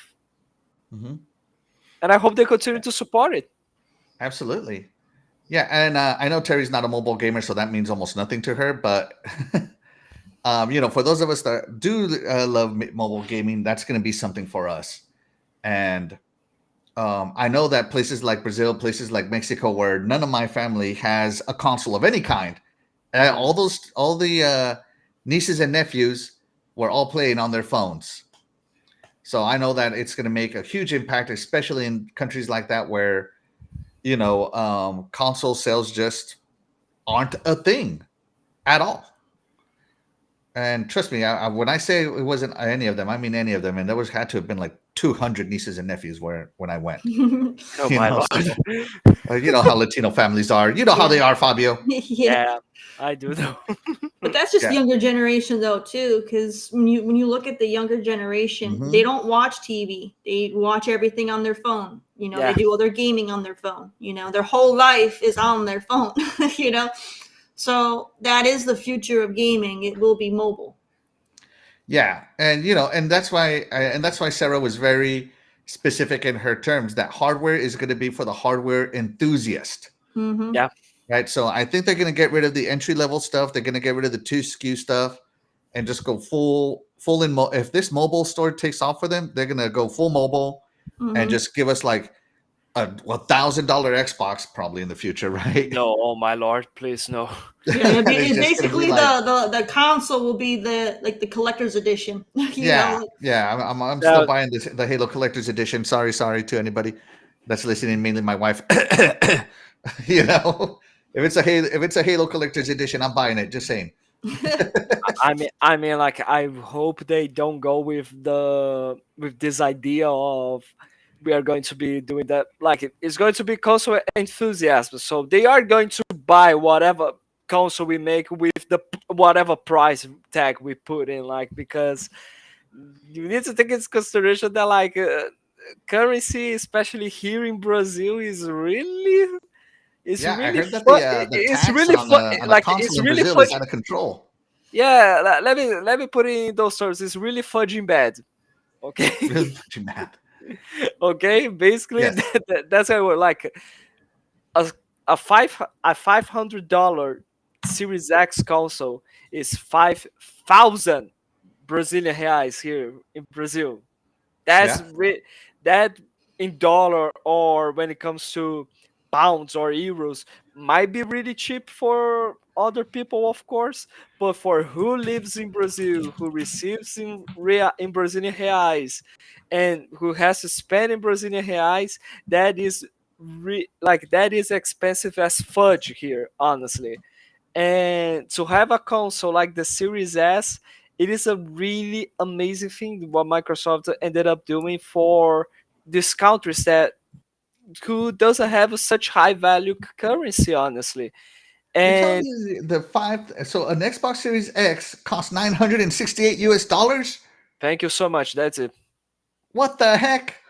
Yeah. Basically, that will be it. Basically, that will be it. Oh my gosh, I'm so sorry, Fabio. And while I can while I can get a, and why would I get a Series X there when I can have my Series Series S. S, who is 2,000 Brazilian reais, and like 2,000 and something, which is like almost the same price tag that the Xbox One had before when it got released here. That's just awful, man. That's just awful. I'm sorry. Yeah. So Yeah. maybe they'll keep the hardware enthusiasts. I know that I have a friend. He makes way more money than me. Okay. By the way, if anyone wants to buy me a Series X, I'm all for it. Do it. Just send it here. My friend who has way more financial freedom than I do. Okay. His wife is a double PhD. He is. They are raking in they're upper class, if you will, right? And he bought a Series S because he just doesn't want to spend that much money on console gaming. Like he said, it works with all the games. Why would I get anything else? It works. Mhm. He's not an enthusiast, a hardware enthusiast. He gets a Series S to play with us. He's not a console gaming enthusiast. Now, if you talk to him about PC gaming, that's a different story. That's like a $10,000 PC, right? Mhm. But when you talk to him about console gaming, I love the fact that Xbox did give that second SKU. So yeah. But yeah, that mobile store is coming in. I think it's a good thing overall, and all it can do is really grow Xbox if it's successful. But we will see how successful that is in the future. That'll be the change, right? So like right now they keep pushing all these controllers for the console side. So the next thing you're going to see, they're going to push mobile, is they're going to be releasing all these different controllers that you can plug into your phone. Be something like a handheld, as they did before, right? Yeah. Yeah. They keep pushing controllers, baby. Feel the burn. Feel the burn. Next design lab is going to be your mobile version controller. Yeah. Like, let me catch up with the chat. Sorry if you guys heard that. No, it's just because I wanted to say for everyone in chat, especially, like, is that even though we had this difficult week for Xbox in terms of what happened and the message is confused and morale from their studios might be low, like this is just a report, a rumor, we don't have anything official. Like Double Fine is not saying something like, oh, we are with extremely low morale here, and they're never going to say something like that. But my understanding, though, morale is usually always low when it comes to game devs. But like, let's not disconsider the fact that in 9 days, Hellblade 2 is going to be released. There's going to be a really nice June showcase showing up 10 first-party games, as Matt Booty said, like 10 first-party jobs that they've been working. It can be expansions, it can be DLC, or it can be new games, of course, from already existing or new IPs. We need to check it out, of course. There's still going to be like Towerborn being released, Avowed, and Indiana Jones. So like, even though we had this week, there was quite difficult one. People are jumping over their seats trying to say that already the Xbox is done. There's nothing they can do about it. Like, still be excited for gaming. Still be excited for gaming. Still be excited for your Xbox, because look the games that they are going to be showing to you. Look the games you are going to be receiving. And honestly, nothing is going to make me think that Hellblade 2 is going to be a bad game, honestly. Hard facts. Let me catch up with the chat real quick. Let's see. Stephen Avery says, closing Lionhead, Tango, and Arcane doesn't bother me that much, but not putting all first-party games in Game Pass will cause me to unsubscribe. Yes. It depends on the tier. Really tough. It depends on the tier. Will I unsubscribe to Game Pass? Maybe a tier. I drop down a tier. Would you say that they are going to, for Call of Duty, they are going to create a new Game Pass tier? They might have like a day one tier. You never know. Oh my Definitely cloud lord. gaming app on TV, mobile, but will grow console sales with the well. Hopefully, a Xbox hybrid handheld. Heck yeah, Fastback! I want that handheld so bad. Yeah. Let's see. Dan the Man Cunningham says, "I'm curious how long it will take before Xbox raises the Game Pass subscription costs." They probably will. They probably will. They probably will soon. Just saying. Let's see. I hope all Call of Duty games show up on Game Pass, but I do think still too early since Activision was just acquired, and sure there are still legal issues to go through. And how does Sony's previous marketing deal affect? Only time will tell, man. Only time will tell. But I just want to point out, even though Xbox had a feel the burn week, as I've been calling it, right?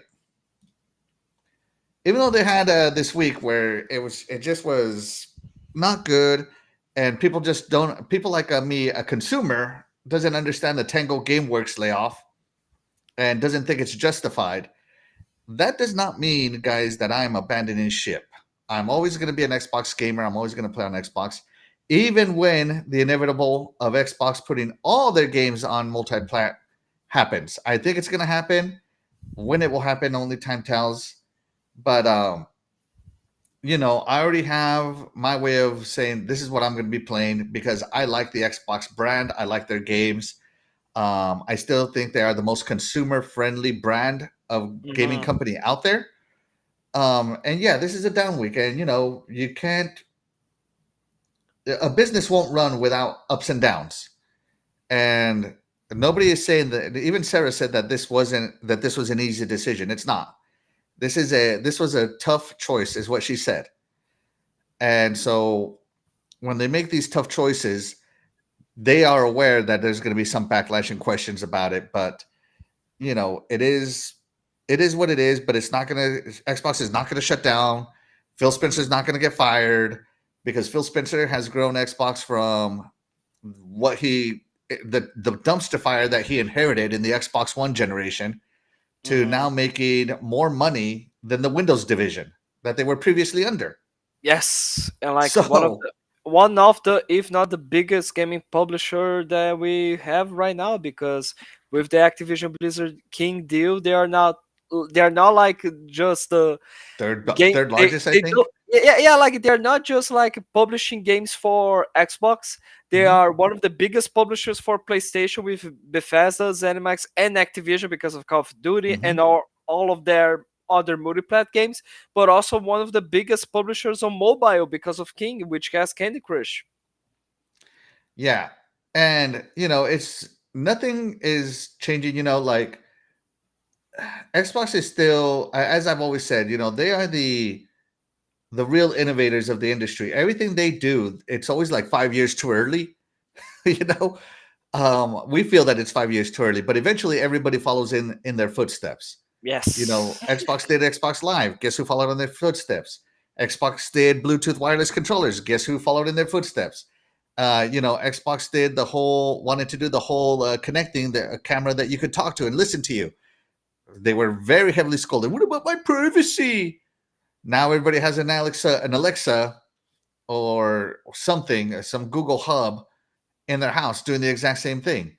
They are always ahead of the game, so they understand this trend. So the fact that they're going mobile is where it's going to happen. So, and the fact that they see growth and having to do multi-plat. So give it 5 years, some of the other companies will go multi-plat. Because remember, a lot of people were saying, "Oh, PlayStation will never put these games on PC ever. They don't need to put their games on PC to be successful." Yeah. Where are we at? Yeah, 5 years later. There was that situation of PlayStation is never going to put their games on PC. Guess what? They put their games on PC. Yeah. But they are never going to put Day One on PC. One. Well, there's Helldivers now. Yeah, but an Xbox, a PlayStation first party game is eventually going to go Day One PC. Just watch. Just saying.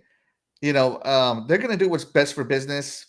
And, as much as we hate to say it, the console gamer, the hardcore console gamer, the console only gamer is becoming more of a niche gamer than a core gamer now. Just throwing it out there because, our generation has passed and it's time to move on. Just like the arcade gamer, when you used to go to the arcades and that you were the arcade gamer, and you were the core gamer, you got replaced by the console gamer, and now the console gamer is going to get replaced by the mobile gamer. And so it's good that Xbox is doing all this. It's good that they still aren't abandoning consoles, thank God. But yeah, well, we'll see. Would you We'll see consider what that? happens. Would you consider that Jerry? No, oh my God, Just Gordon's opinions saying that everything's going to be multiplat, hardware is going to still be there, just like the Steam does with the Steam Deck, which is like just for the guys that want to have the console. You know what I Yeah, I mean? mean, Would you and say that Sarah this Bond is kind of probably going alluded to to be that with happening? saying that it's going to be for the console enthusiast. Mm-hmm. Not that it's not. They're not going to be their core anymore. If this mobile store works, it's going to become their core gamer. I promise you, it will. Mm-hmm. Fair Yeah. enough. And Terry's shaking her head. Yes, she's agreeing. Like it is a thing I that agree. I mean, it is a thing that I said on the XPL Pod podcast, which is like these companies like Microsoft, Sony, um, Embracer, EA, Mhm. Ubisoft. They are companies that are like they don't want money. They don't want a lot of money. They actually want all of the money. All of the money. That's right. So the chat says Xbox for life, baby. Yeah. Silverback. Shout out to Silverback. Thank you so much for joining us. You are the real MVP. He says from third place to fourth place. Well, you're the third largest published gaming company in the world. I don't think you're in third place anymore. Just I saying. mean, jeez. Yeah. But hey, wherever they are, I'm still going to support them. It doesn't matter what place they're in. That phone you got is always listening. Yes. Yes. Sony. Next will be day and date first party. Yeah.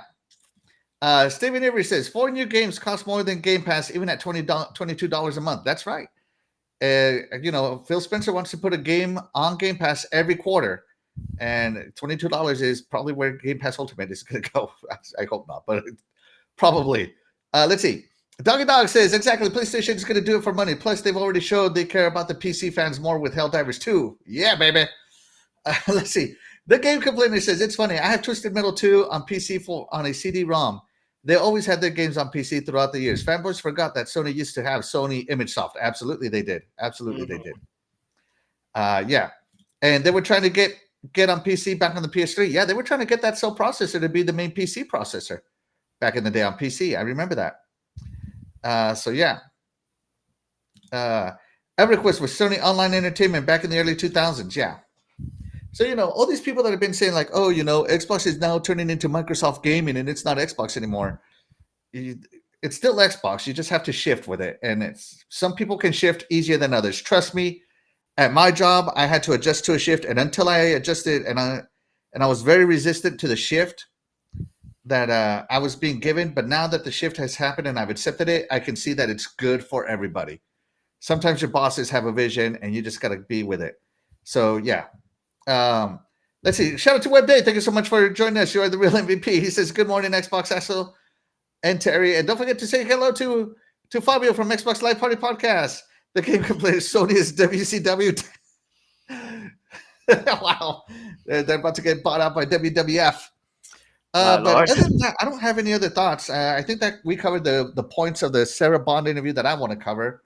Yeah. And this is turning into a long show, as I knew it would be. But anybody got anything else? Any closing thoughts? Terry, any closing thoughts? Yeah. Screw the artist. For those of you who are just tuning in now, make sure you go back into the video. I had a very good rant that you guys missed out on. So make sure you hit that rewind and go back and get it. Absolutely. Fabio, any closing thoughts, and tell the people where they can find you? Well, first of all, it was a pleasure to be here. Thank you so much for the invite from both you, Axel and Terry. By the way, Terry, you really scared the shuts out of me. Thank you. Demonetized. No, I'm not monetized yet. Don't worry about it. No, but I'm not gonna. I try my best. Sorry, I really try my best. Okay. And other than that, everybody just keep gaming. Continue to enjoy your consoles. Continue to enjoy your games. Like, be excited still for this year because there's a lot that we are going to be seeing from the game that we are going to be receiving in Hellblade 2, as well as the showcase probably that we are going to be having in June. And you can find me on the XPL Party Podcast, the show that we do on the XPN Network YouTube channel on Wednesdays, where me and a bunch of UK people end up just starting arguing with each other, and I hate those guys. They hate me too. This is why we are such a big, nice family there. And you can find me also on Twitter as FBOAmorin97. And also you can find me on Xbox as Buffalizer8. And also shout out to my other friends from the other podcast that I am part of, which is the Game Sell Life podcast, a show that I do with now American people on Thursday nights. Awesome. Can't wait. I'll add it to the description here after the show. I'll send you a Twitter message so you can send me all those links, and I'll add it to the description here on Twitter. Thanks so with that much. being said, guys, we are going to go ahead and get out of here. Hopefully you guys enjoyed the show. But again, we wouldn't be able to do this without you guys, the chat. And that's why you guys, the chat, will always be the MVP to any of the shows here on the Iconic Video Games channel. With that being said, we are going to get out of here. I'm Axel1324. I'm coolcatterri. And we'll catch you guys next week. Bye, everybody.